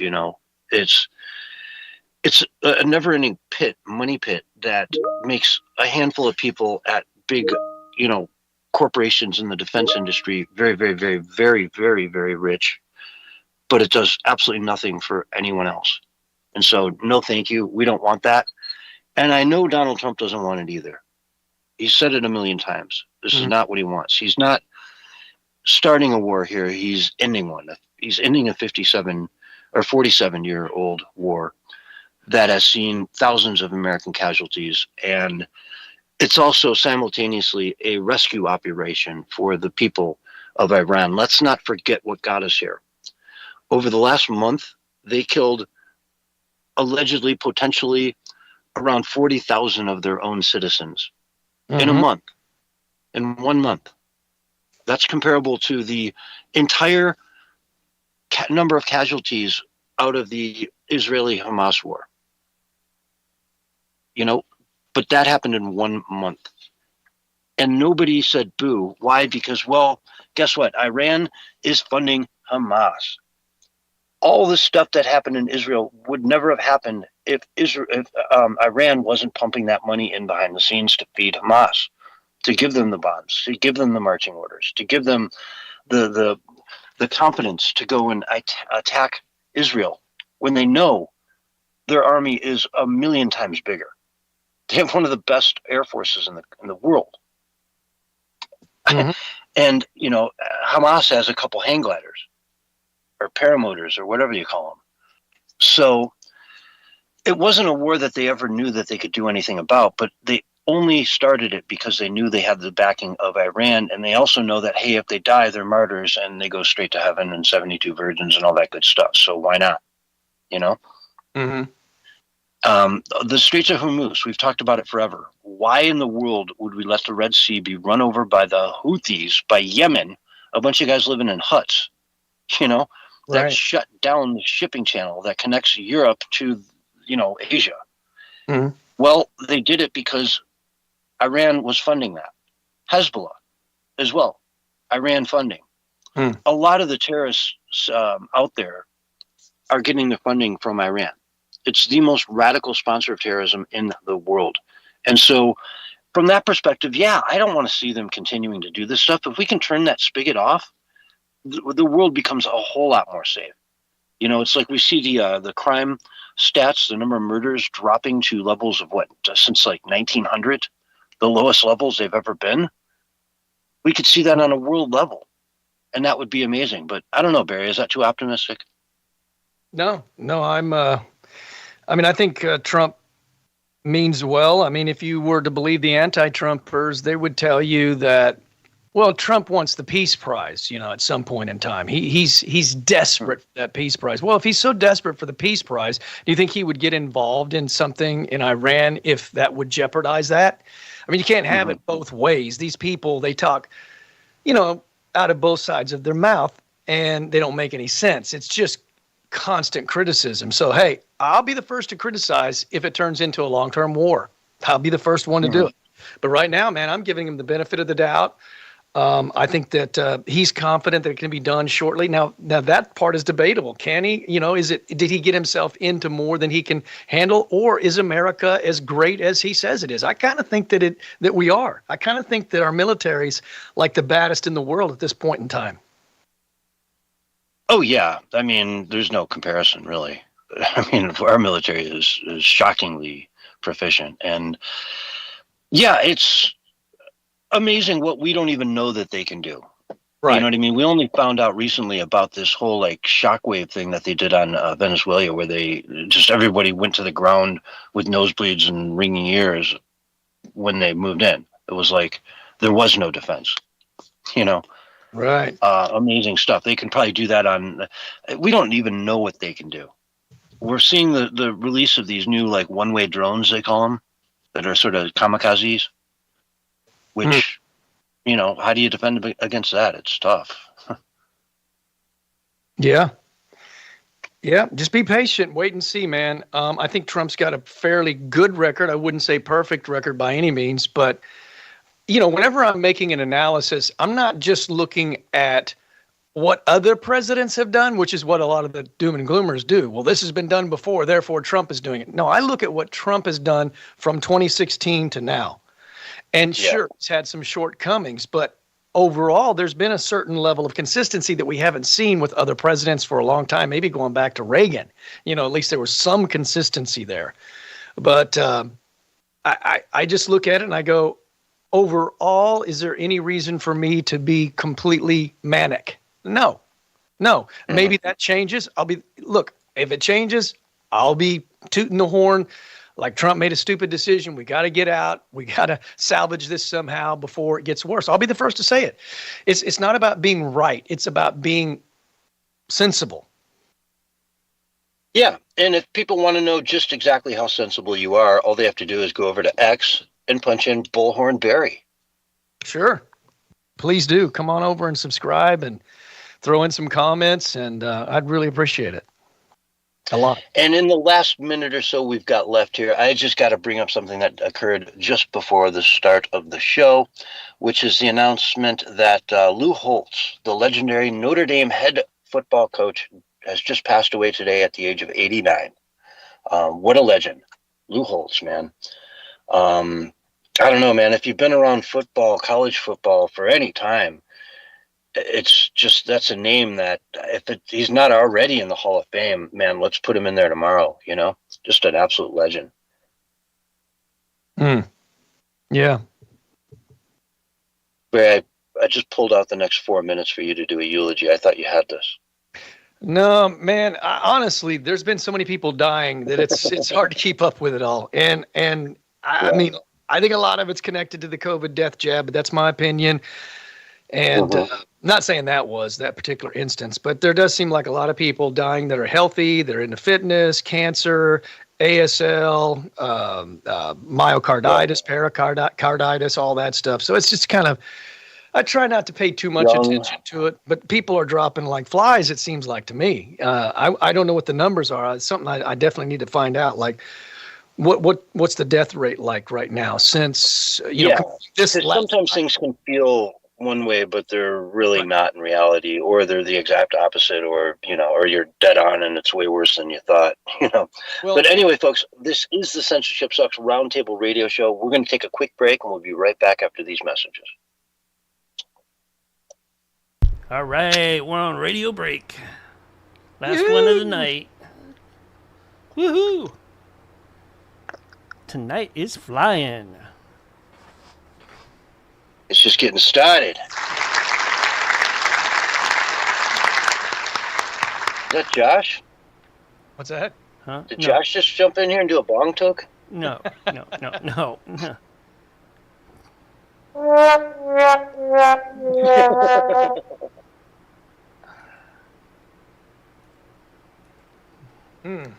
gotta put some new sound effects on that, man. I only get 4 options, so I gotta create some new ones. Maybe I need to just make one for Do you need a so break? I have to say it over and over. Life getting way too crazy. Don't you think you need some time for yourself? Does the smell of dirty diapers and the sound of crying and screaming children making you want to pull every one of your hairs out? We have the solution for any one of your personal needs.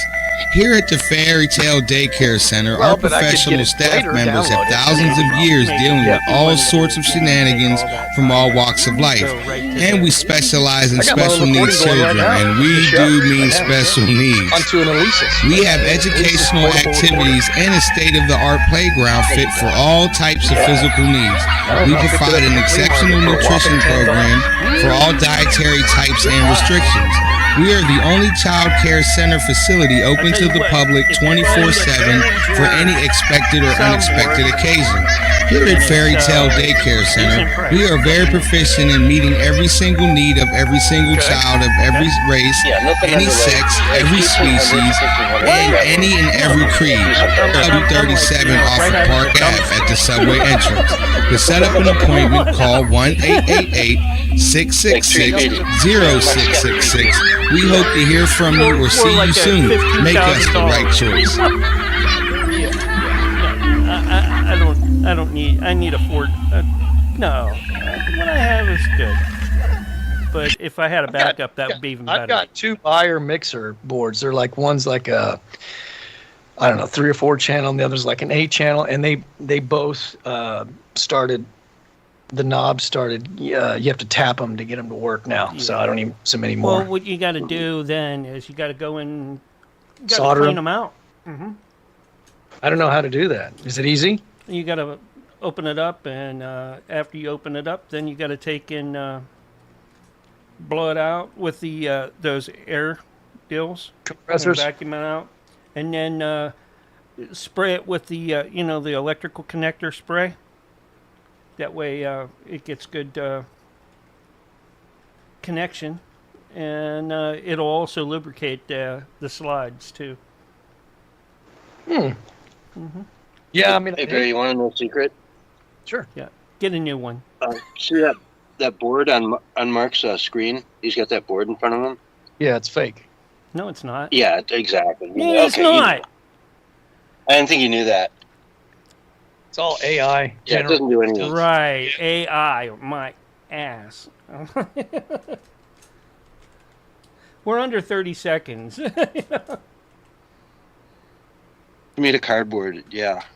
Cardboard, like right. Cardboard. I mean, this is a state-of-the-art Radio Shack 4-channel. I'm like, come on now. They don't make them like that anymore. Because Radio Shack isn't around anymore. Actually, they just made a comeback. Did you know that? They're reopening again now. And they're selling the same crap they always sold, which is why they're probably going to fail again.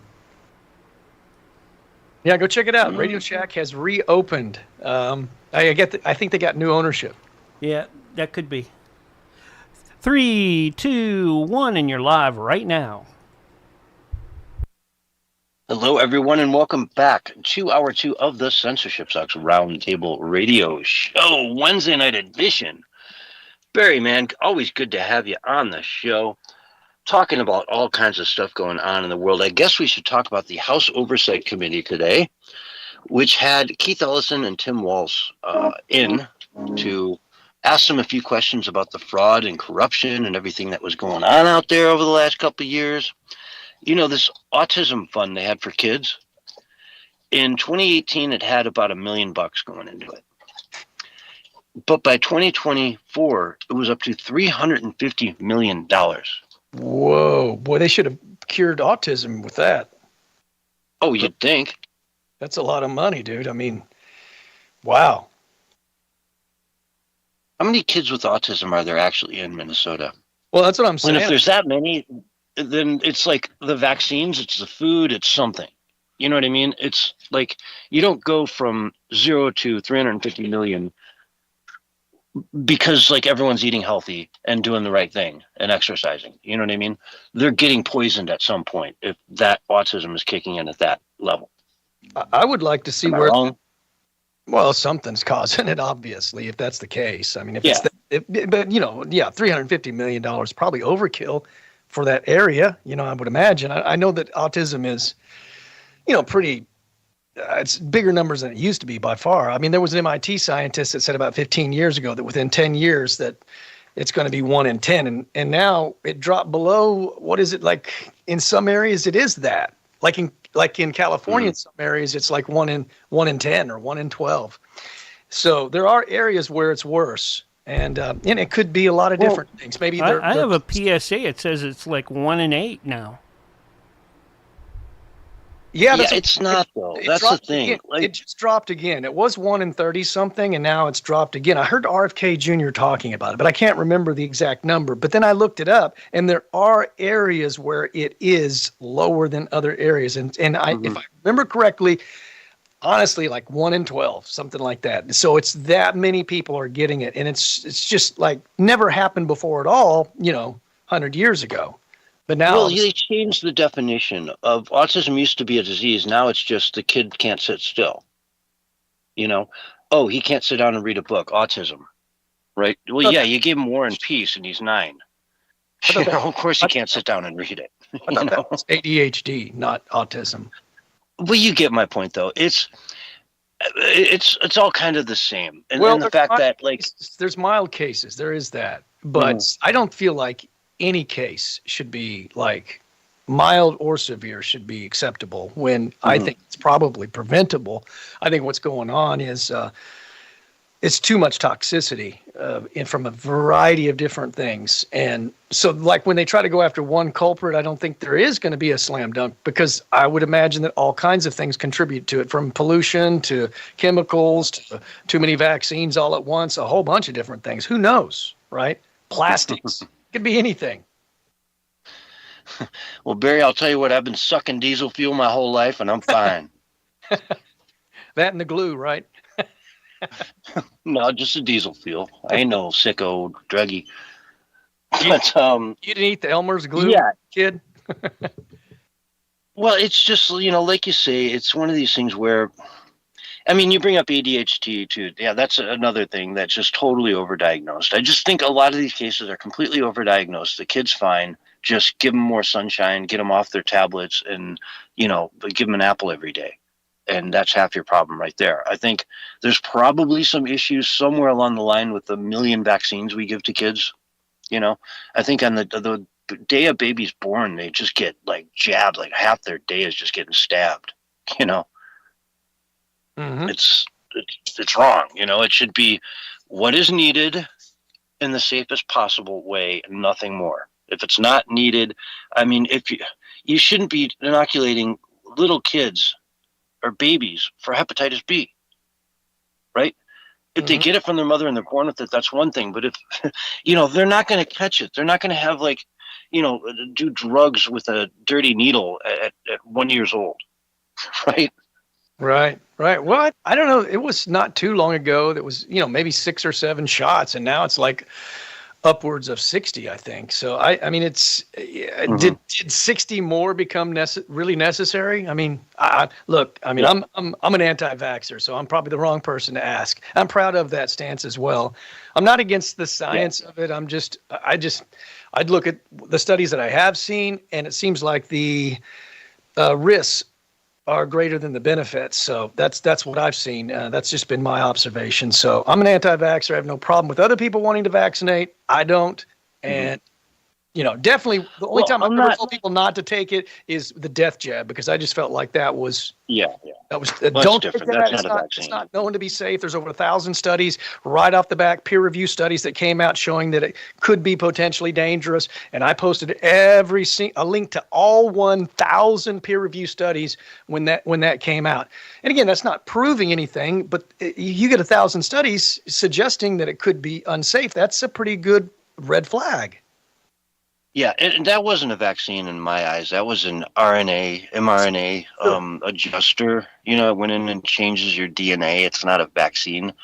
But, you say you're anti-vaxxer. I wouldn't go there myself. I would not call myself that. I would just say that I'm pro-vaccine when to the point up to where they're necessary for society. Beyond that, it gets kind of ridiculous. You know what I mean? If I wanted to go to Africa, I know I would need to be inoculated for certain diseases because I've, never been exposed to them, and it's part and parcel for going there. You got to get, I can't name them off my head, but I don't know, malaria or whatever, you got to get vaccinated for some of these things out there.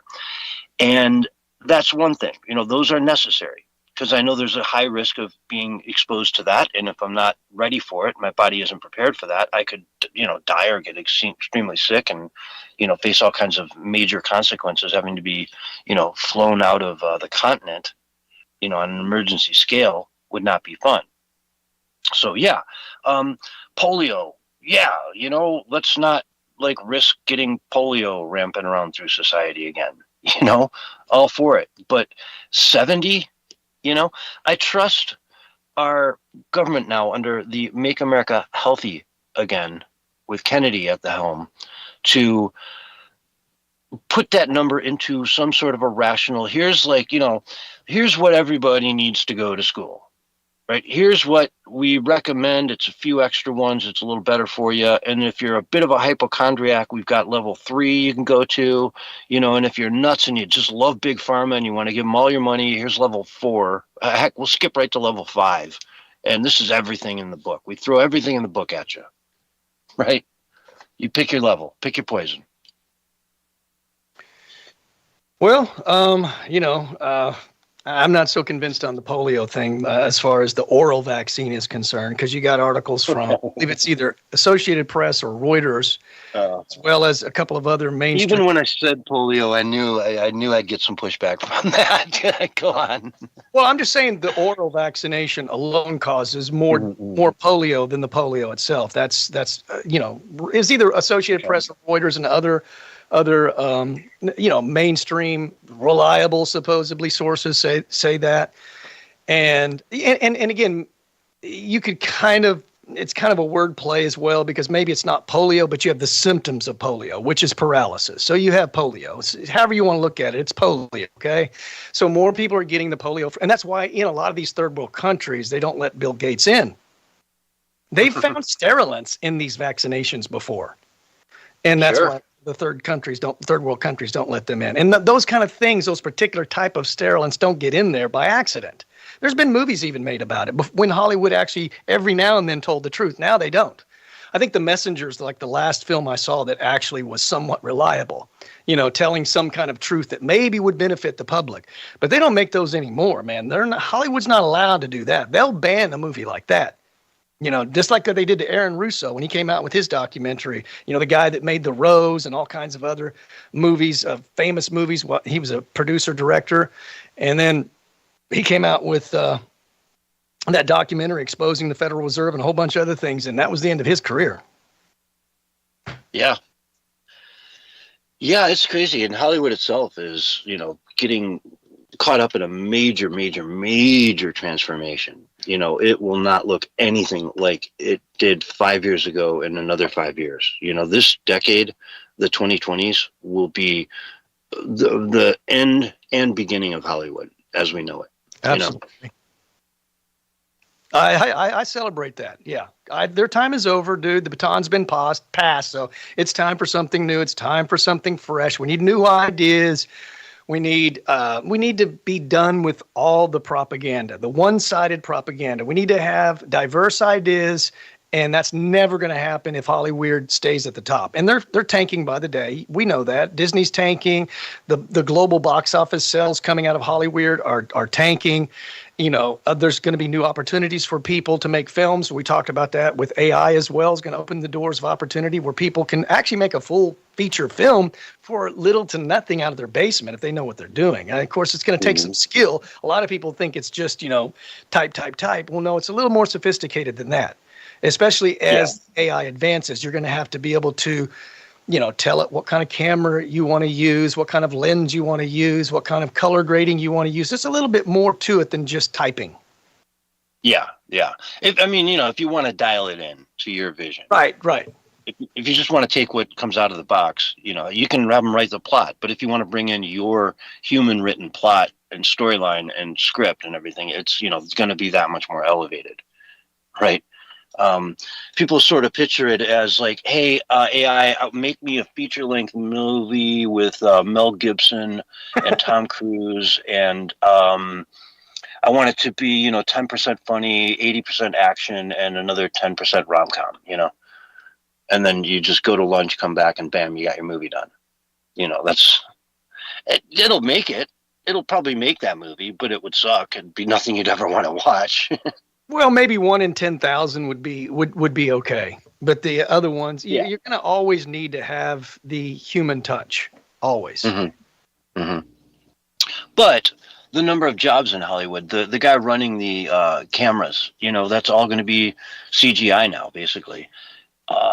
There's so much of it. Even a lot of the writing can be done. The minutia of the writing can be done via AI, and then you just kind of go back through it and say, okay, this is garbage, this is great, this is garbage, this is fine, and sort of fine tune it from that point. But yeah, no, it's going to be a devastating. Like I said, Hollywood is over, and it's also being reborn. They might as well rename Los Angeles to Phoenix and let Phoenix figure out a new name, because it's going to be reborn from the ashes as a hub where a handful of people who are good at this stuff make billions. Yeah. And all the other people are just out of the loop now. And think about how all of this is playing into the leveling of the playing field. As all of these technological advances happen, the potential to level the playing field is at an all new level, right? Because, everything's becoming more affordable because technology is advancing so fast, and there's mass production, which brings the prices down. So, you have all of these things happening. And of course, the globalists and the social engineers, they hate it. And that's why they're really desperate and trying to censor and block and keep people from, being liberated, which is really what's happening, is a great awakening that involves liberation. It's an exodus out of slavery, so to speak. But people were enslaved and they didn't even know it. That's the thing. They were enslaved and they didn't know it. A lot of people, right? It was an invisible prison to them. They thought it was normal, and they were being told the truth. And the people in power weren't lying, but now we all know different. Now we all know that we've got to take the power back, and we've got to be the ones that shape the future, not them. We don't need Bill Gates shaping the future, telling us that we need to dim the planet and spray us with chemicals. That's just a definite no. A definite hard no. How about the mosquitoes? Let's put the virus, the vaccine virus into the mosquitoes and send that on its way. Let's put it in the organic lettuce, the vaccine. Oh, yeah. Dude, you're onto something there, man. Sure. And let's make another one that let's go against everybody's free will and just invade their very, agency. Let's just take all their agency away from them. Let's just invade them and tell them exactly what they're going to do. And they wanted to do that during the shamdemic for certain, man. You saw the tyrants come out from under the rocks, man. I never had any clue that there were so many people that really secretly wanted to be a tyrant. Oh, yeah. We covered it, the story recently, I don't know if it was with you or not, Bolsonaro down in Brazil. They just sort of dropped an investigation that they were having into him for mass murder. They were going to charge him for mass murder for not pushing the lockdowns and vaccines harder. They could have spent, X number of $1 billion on these vaccines, and he didn't even do that. He didn't even buy 1 billion, doses of the vaccine. And they want to say that action killed, tens of millions of people or whatever. It's ridiculous. Ridiculous. It's the opposite upside down world. If they charged him for that, it would be a laughingstock on the world scale, I would hope. Yeah. Of course. You would hope so. Yeah. Yeah. But anyway, we are in California, so let's stay there.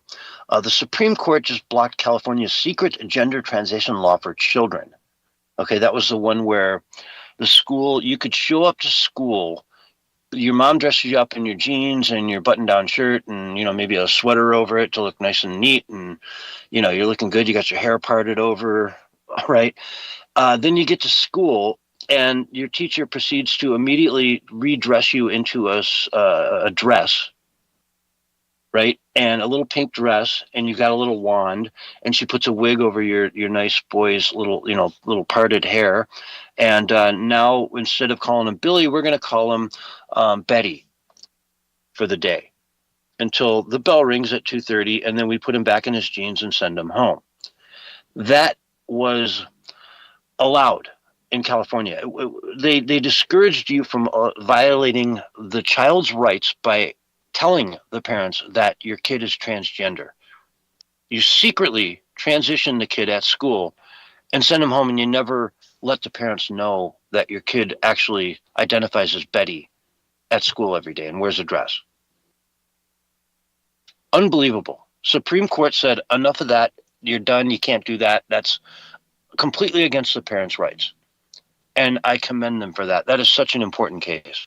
If we allow that in society, what's next? Yeah. Yeah. Well, it's Nutsville, man.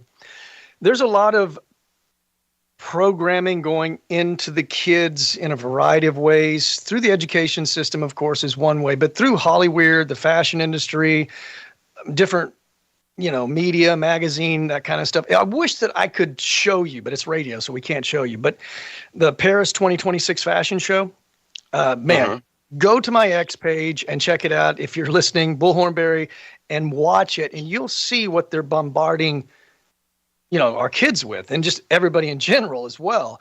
It's literally a demonic freak show. I mean, people look distorted, and they have makeup on to look like they're, disfigured. They look demonic. It's insane. I've never seen. I mean, I guess I can't say I've never seen anything like it, because it seems like for the last 4 or 5 years that's been pretty much every fashion show lately. But it's all on the dark side now, and it's ugliness, which I think is really what they're trying to say is, hey, we're ugly on the inside, and now we're going to show you how ugly we are on the inside by showing it to you on the outside as well. And there was one rapper, I think he died, but I heard him say one time that he disfigured himself because he was too handsome, and he needed to be ugly. And if you see humanity as ugly, then that kind of makes sense. And that's who these people are on the far left. These are people that see humanity as ugly and a virus and a plague and a problem. They don't like themselves either, by the way, right?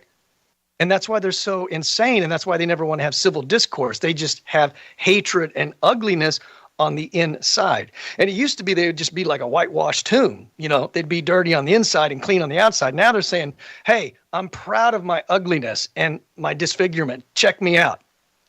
You see the same thing with these people. They literally, become like a demon or a dragon, or they become an alien, and their eyes are completely black. And the tattoos from head to toe, every inch, but not like tattoos like designs, like maybe they just paint themselves green or olive or something to look like an alien, cut off their ears, cut off their nose. And then they complain and say, like, every single one of them says, man, I don't know what's wrong with people. I can't get a job. And I'm thinking, because you're terrifying people. Yeah. Imagine a 6-year-old kid seeing that. With the nose is literally cut off, the ears are cut off, the eyebrows are cut off, their eyes are blacked out. And they say, say something to a kid, that kid's going to be terrified. Exactly. It's like the nose ring, When you see that, it's just run. What, the bull nose ring? I've seen like the ones that bulls get. So big, you're so big you have to lift it up like a doorknob just to eat a piece of pizza. I don't get that. Yeah. Or when people do that to their ears, they just make it huge. Just a massive circle in there, it's fine and cool, but man, I remember when I was on the ski team in high school, or it was whatever it was, we were running gates practicing, and none of the girls could wear earrings. And it was like well known among the girls, don't go to ski practice wearing earrings. Don't ever ski wearing earrings, because you hit something, it's just going to rip it right out, So how are you going to walk through life with 2 giant loops that can just catch a tree branch or anything at any point and just rip off your entire ear? Ouch, that would hurt. Yeah. I had a kid that had one of those, and he got them taken out, and he had to have surgery because it leaves a huge hole there. Oh, yeah.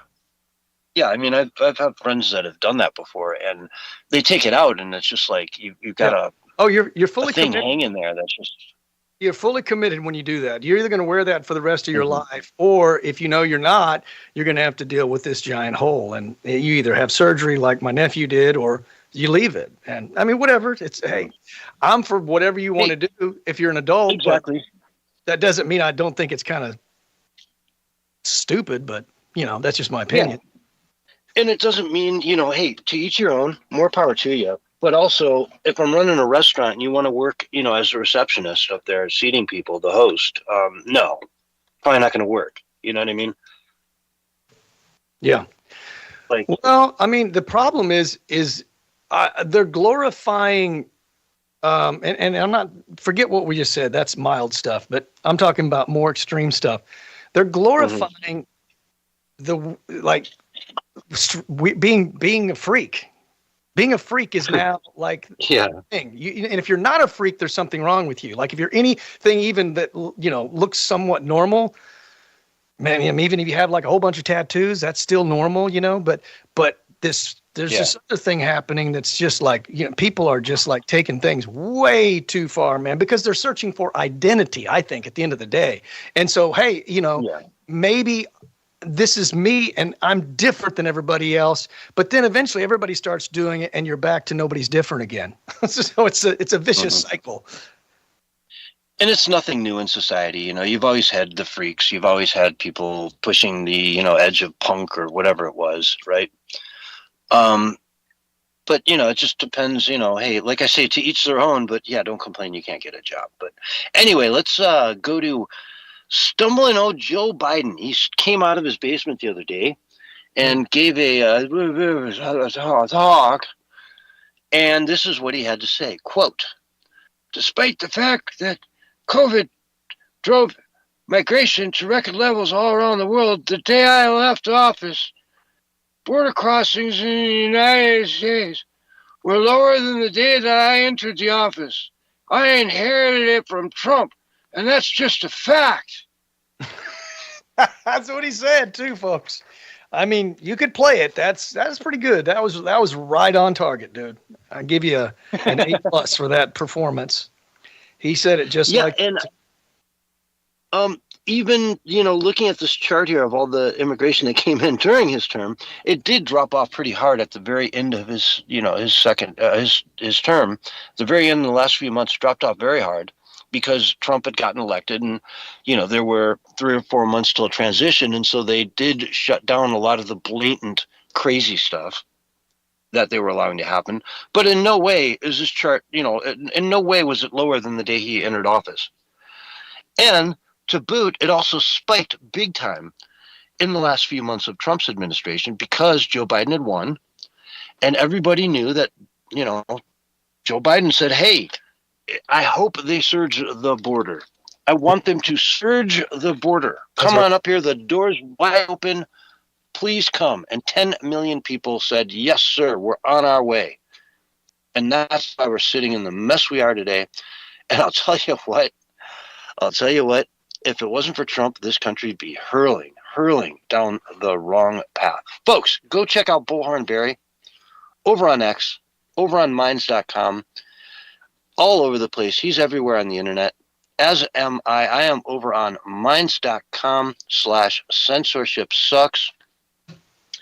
And if you want to see what we're going to talk about every week, go over to my feed and check it out. Every article, every reference, everything we talk about is over there, posted in order. And, you can know exactly what to expect when you show up. So, folks, thanks so much for listening. We are all out of time, but stay tuned. There's a lot more coming from Dragus Productions right after these messages. All right, guys. Great show. I'll get this up and out like I normally do, and you guys did a great job. Thanks for everyone listening on the podcast out there. We love you all. Conspiracy and... Yep. Cecilia's out there, baby. Cecilia. Don't go breaking my heart, Cecilia. All right. Cecilia, how you doing, Cecilia? All right. Well, I'm gonna get over and bring Jack up and get him going. All right. So you guys take care, and I'll catch you guys on Sunday. Thanks for coming out, Barry. We'll see you next week. Yep. You bet, brother. Have a good week, man. All right. Peace. Take care. That was the Censorship Sucks Roundtable radio show, folks. And I have Jack Carey coming up with the Paranormal Intelligence Agency. Jack was out last week, but we will get him in this week for sure. Let me get him up and going.